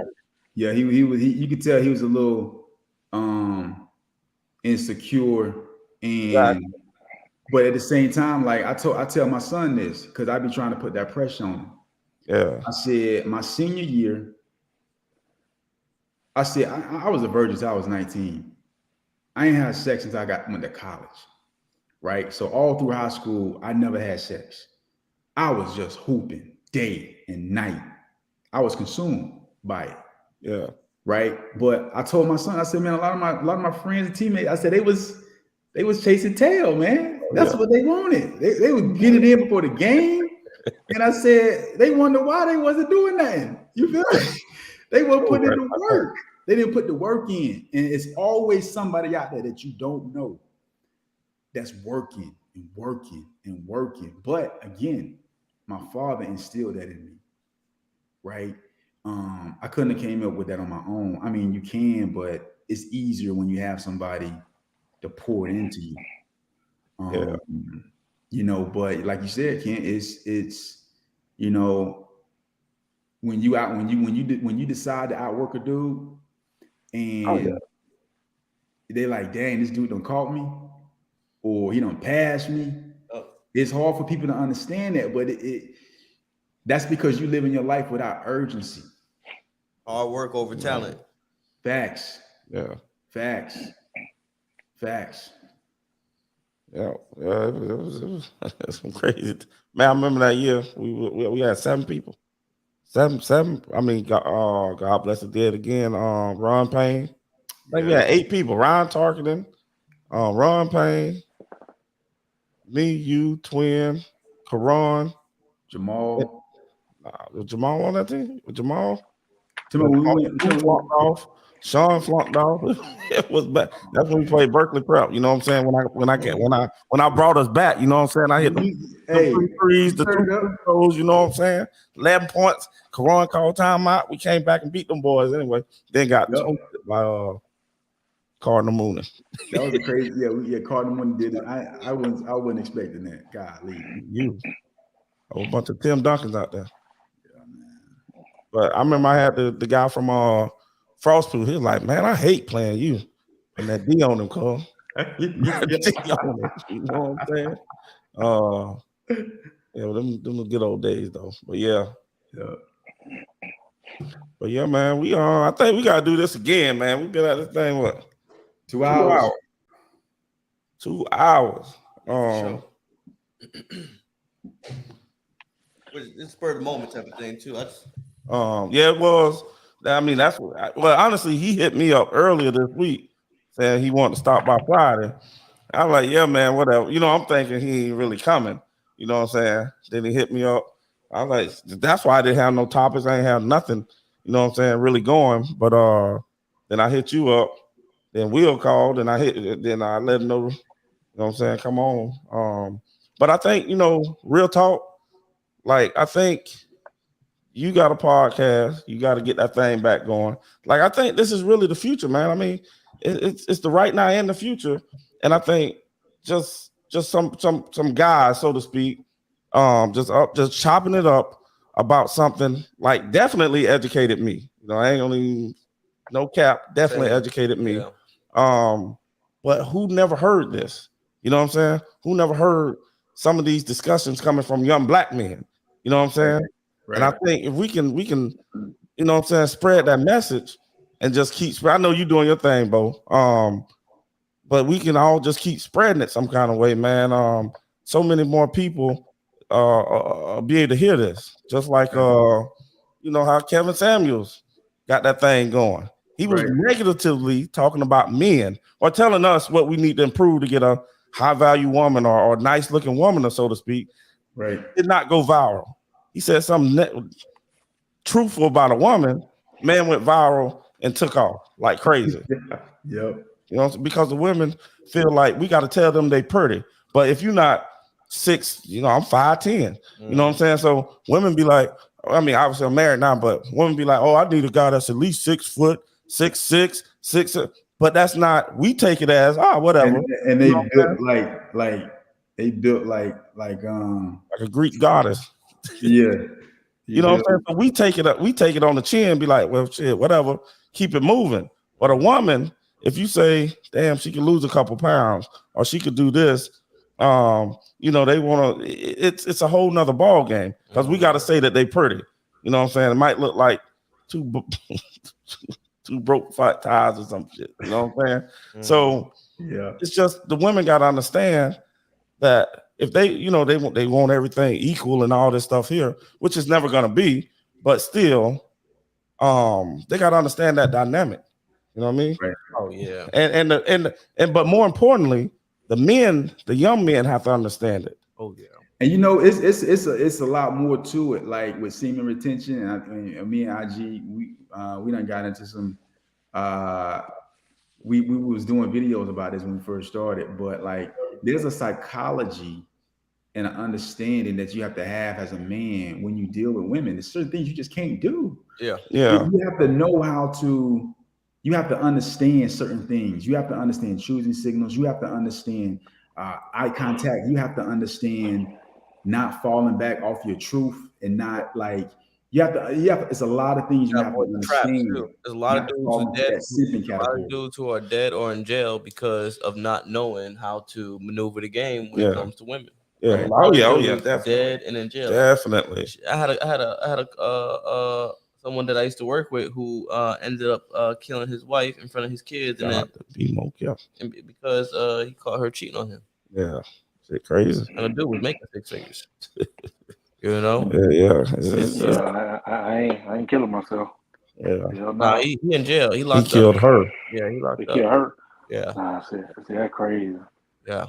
And that's why you gotta have your mental right also as well, man. And the bad part about it is it ain't just lead up. You knew that thing was already in turmoil. At that point. Yeah, that's a fact. But I think, you know, this discussion also help you get that mental. You know what I'm saying? Yeah, having these discussions help you get that mental, and it'll save a lot of people. Yeah, Like, I ain't throwing my life away. Hasta luego. yeah, I'm out too. Yeah. Oh, Oh, can't so do it. What? quick cut. The thing about it is, a lot of cats they too afraid to give up, or they feel like they'll never find another. And you And that's know, the problem, you could tell Right. them that ain't the case, but they don't believe you. They man. don't That's the even problem. believe you. Dudes waste too much time, man, on stuff, man. You keep thinking that thing gonna get better and everything. Man, believe the person they tell you the first or the second time, man. Yeah, you're right. Right. Take it for what it is and keep it moving. If y'all don't vibe off, if y'all got issue within the first year, hey man, that thing ain't gonna be right. I'm Yeah. sorry. I don't care how fine she is, whatnot, man. That spirit don't match, bro. That body don't mean nothing. And you know what? I'm gonna tell you something, bro. I'm gonna tell you something. Yep. OG said this, and I believe this. I stand firm on this. But it's scary for most men because they feel like they ain't gonna get what they want, right? But you really got to go for that girl who really like you. And it's not just gonna be one. It's gonna be several ones that you find aesthetically pleasing, right? But we want to go after the one we want to go after because we want to grab this woman as a trophy. There you go. Right. Instead of going with somebody who gonna rock with you, like Yeah, for real. You know what I mean? facts, definitely. You know, and Now, he ain't say lower your standards, but he yeah, did. I know and what he's Yeah, saying. Yeah, and don't lower your standards, but yeah. I'm pretty sure. It's been girls, man, that's like, she bad. She really want me. Like she really did. A lot of dudes Yeah. they're accustomed to chasing rather than being chased. You Right. know, And they make that a thing, like I want Yeah. the competition of it. Wow. yeah. So when they find, or when they actually, will flee away from girls who they are getting attention from because they feel like she's being aggressive, right? But the whole time it's really just a woman being humble and humiliated enough to show her interest in you. But you Right. take it as, oh, I got her in the bag already, so I'm just gonna go focus on the other one. I Right. don't have in the bag yet because back, how we grow up, it's all about trophies, right? So a lot of dudes are accustomed. Some women are like that too. Some women they can't pick a man that's picking them. They have to pick a man who's not showing them attention, and it's a dirty habit, to be stuck in because we as human beings are creatures of habit. Oh yeah, We're gonna have to do another podcast yeah, on man. Yeah, for sure. I'm trying not to go cap. I'm dynamic trying not to go relationships. for real. Yeah, because I'm those are women who are just unsure of I got themselves. no Also, as coffee. well. Y'all boys talking about y'all drink coffee. I'm like, damn, where the coffee pot at? Yeah, ain't no coffee pot yet. I'm a coffee drinker, bro. I ain't gonna lie. I'm a coffee drinker. I do one Nah, cup a drink no day, coffee. but That something like man, this. that shit put me to sleep. Yeah, I drink coffee and still go to sleep. And I'm a drinker too. Shit, I had a beer. That's the night quill, coffee night quill, bro. Yeah. Bro, for real, man. It ain't gonna keep Decaf. me That's awake. that decaf. Hey man, yeah, definitely, fellas. We gotta get back together and do this again. I don't know. Do something maybe once a month. I'm gonna get my own setup, man, because I swear to God, I'm gonna end up needing to get a bed over here. Fuck around with Ken. Ken don't know when to turn it off. Ken ready to go another hour. Man, I'm used to sitting Politic. We be going 3-4. We done went 3-4 hours before. We already at we about to be at 2.5. Next thing you know, it's gonna say 3. Yeah. Yeah. So but yeah, man, we gotta get together. I don't know, you know what I'm saying? Y'all have some ideas, you know what I'm saying? We're gonna get off, talk about this later, you know what I'm saying? But I think, maybe once every 2 weeks, once a month, something like that. We need to get together and have this thing and just blow it up, you know what I mean? You know what? And yo, we got the crew right here, baby. This the crew. The crew. You feel me? Yeah. This the crew. But that's what I was telling Will before, like, and I've told other people, like, dude, and we gonna get off. But like, dog, if a group of people get together, have the podcast, and then you go out and branch off to your own people, but then you bring them back here, or I bring them to your show, and then we just blow up, dog. But we blow up together, and it's a beautiful thing. And we're kind of, you know what I'm saying, whatever your niche is, you may talking this, I may be talking that, you may be you're doing your semen, you may be doing semen or something too. But at the end of the day, we're bringing people together, man. But when we having these discussions, we have 4 different minds talking about the same thing. And then I think that's the beauty of it. You know what I'm saying? Yeah, Right. I don't That's a lot of mind. different Yeah, I directions can. you can go. It's important. Yeah, yeah, I don't mind. And Don't also matter. doing stuff with talking about I do a lot of stuff with for career. I help a lot of people with like shit called with management of their career management, like Yep, that's a pathways, good things of that conversation to nature. have. Also as well, getting a lot of guys into IT because that's what I'm in. I'm into That's cyber. good. That's And I got my Um, boy over there sitting politic too, but and I didn't mean to cut y'all. I had to shout it out. But yeah, man, just anyway, go ahead. but yeah, I'm saying we can just it's about for me it's enlightenment. You know what I'm saying? Empowering also as well. The same thing I do with the youth. And my thing is, man, I be trying to catch these boys when they're young. Even with the people who on here right now, who tuning in, if they got questions about finance, things of that nature. That's the kind of shit I'm into. I'm into Thanks. finances. I'm into stocks right now, real heavy. Right. Jumping into the real estate game, but my whole thing in right now is just money market. That's my general focus, building generational wealth. Yeah, so Um, Man, we need to chop one that more up, time. Like man. we had a group together. If the group fell off, but the group, my cousin kind of started it, but it fell off. But we could do the same thing here. You know what I mean? wait, to my the stock group. Yeah, Yeah, it's only like 4 people now who text on about stuff, and I be giving them niggas entries and everything, but they be playing games. yeah. But I'm just saying that we tried to do something, but it was, and I don't know a lot about it. I'll be honest. I'm trying to learn myself, but Will. Hey, Will, I'm on Cousin that. kinda I'm on leading. that too, dog. we talking Are about you on it? we talking about Investing Yeah. Oh in shit. Okay. stocks. I'm on that heavy. talking about individual What? stocks, talking about options, What? bonds. Individual stock. I don't do any options, but I do individual stocks. I had Kenji shoot you my number, and we Yes, definitely sir. yeah. I'm in Evan. I tell you, man, if y'all are into stocks, people who listen or whatnot, EYL, y'all listen to them? Yeah, earn your leisure. Yeah. Earn Your Leisure. I'm inside of Ian Dunlap's Panda, Red Panda. So I Mm-hmm. do that. I do that right there with him. Also, it's another guy. He got an options thing that he does. I'm into that one. Also, I'm in like two You other. talking about what was it, Wall Street Trapper? Oh yeah. I've been doing some Wall Street for a minute. I got his course. I went through his course. Yeah, I made money with him. He teaches fundamental analysis, um, which is real good because you actually learn how a stock is from the ground up, breaking it down. Um, you're figuring out if a stock has a moat. You know what I'm saying? The whole nine, like you really dive into it real heavy to understand how this stock gonna perform for not just for now, but next 3 to 5 years and 10 years and on.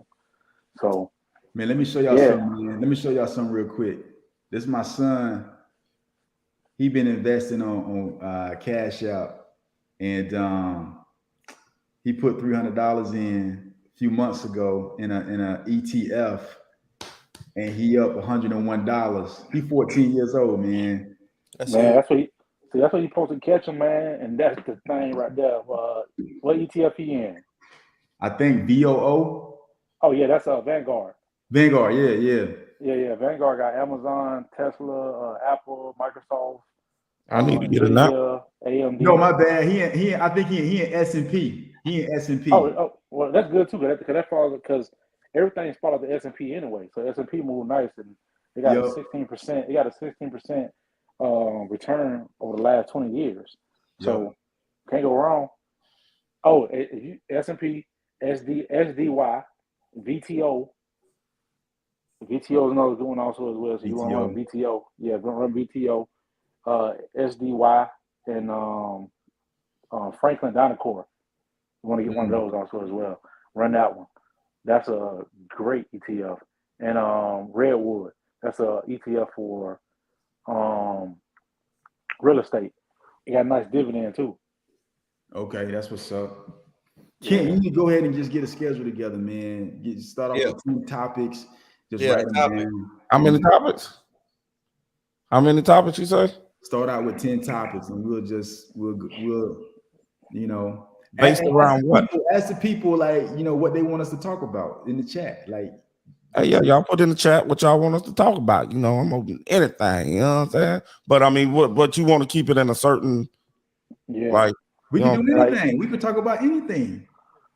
Yeah, so if you hit finance, you know what I'm saying, we can run a realm of, you know, we can go through like ETFs, good ETFs to run through, and a couple stocks, and, you know, couple ways you can make money doing some other stuff like investment wise, whether it's CD accounts or custodial accounts.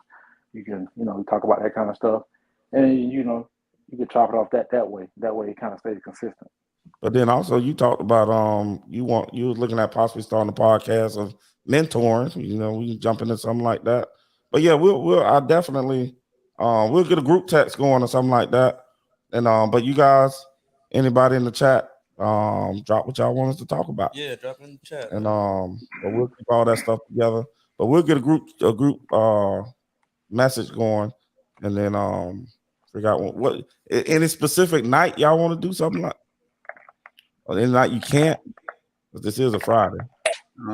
Fridays are good. I mean, Friday good night for me. Be out there fucking off, you know. So, you know, Fridays are good nights, man. Yeah. Keep you grounded. You know what I'm saying? I'd rather, because it's easy to.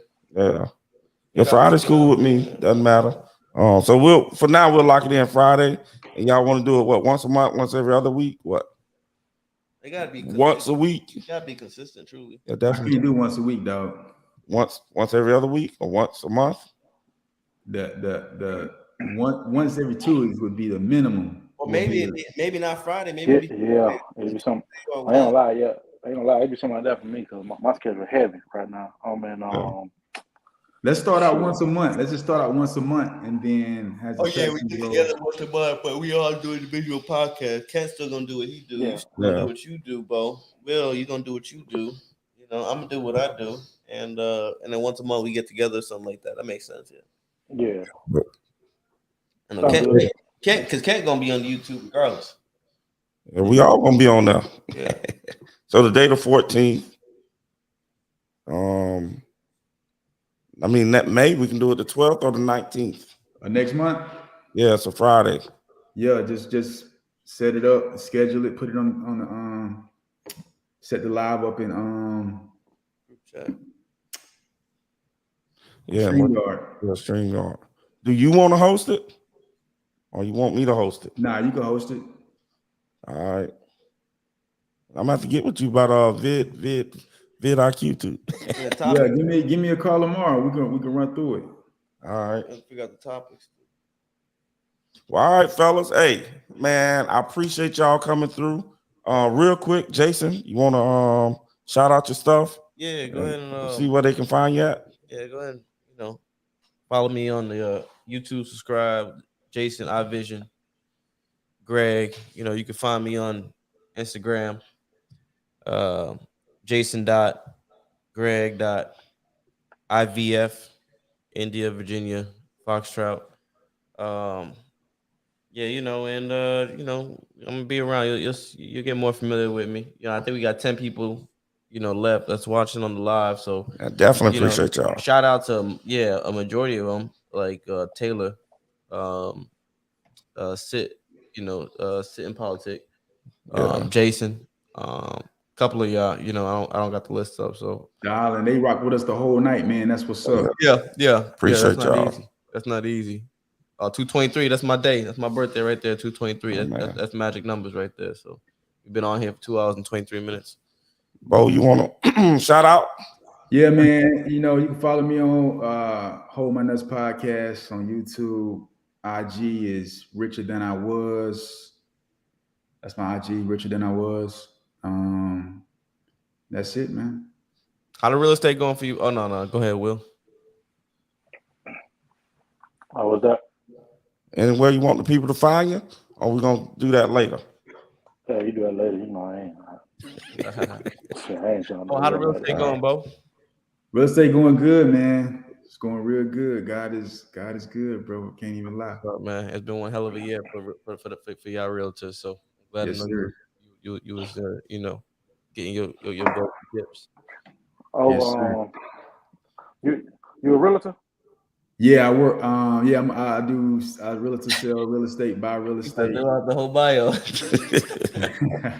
shit. Yeah, he'll work out. I've been in real estate for a minute, man. About 7 years. He up there where you be at, Will, all the time. What? Tampa? Yep. Yeah, I wasn't gonna say it, but yeah. Yeah. Shit, they don't see me. I mean, I don't know why people be feeling about that. So Nah. Bo been talking about my fault. that part of Florida because I knew you was in that part of Florida just from, you know what I'm saying? Yep. Listening to you, so I'm down here in Southwest Florida. You know what I'm saying? I do real estate and I do index universal life policies. That's my other thing. You selling insurance too? Yup.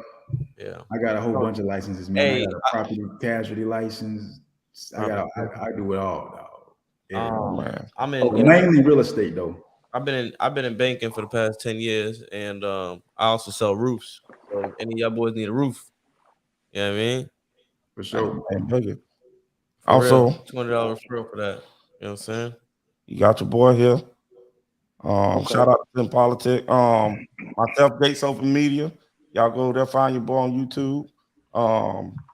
Also, you need credit repair. You can look in the description. GatesOpenCredit.com. That's me. My son got all the music you see on the in the description is family members. My son, Julio. What is it? Julio. And I forgot what it's called. Project Julio. He got a song. He's gonna be dropping another song here pretty soon. And I'm gonna play his song as we exit up out of this thing. So all that music you see on the in the description is on all streaming platforms. So with that being said, fellas, we out. I'm gonna play my son's song, and y'all go download that thing. You know what I'm saying? Here we go. Yeah.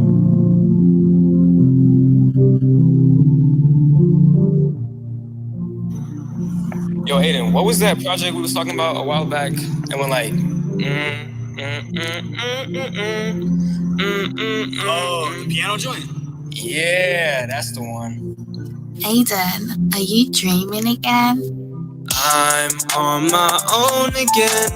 Never thought that I could feel this low. I'm in that zone again.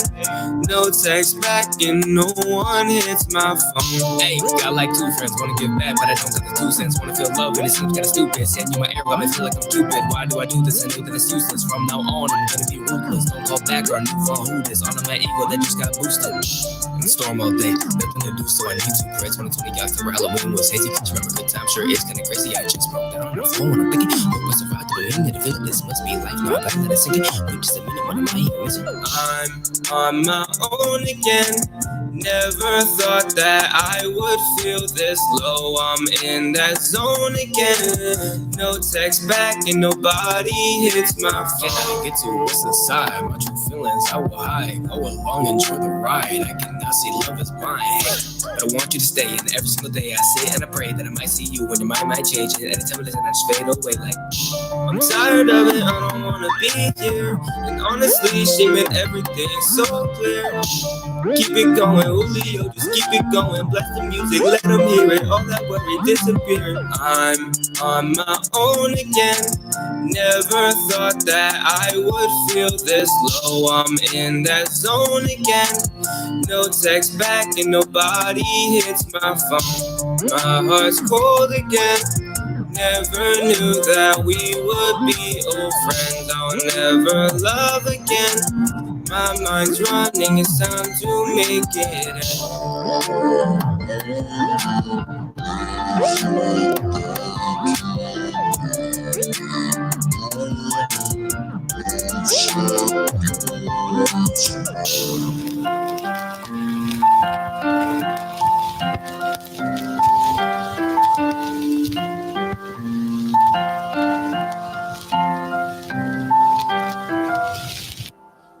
Yeah, y'all. And also he's trying to become a Christian rapper. So anything he got he's featured on another song on all the streaming networks. I'll put that in the description next time, or this time here later.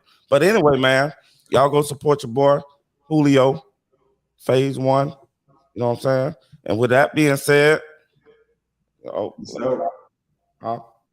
me find my outro. Okay. And we out.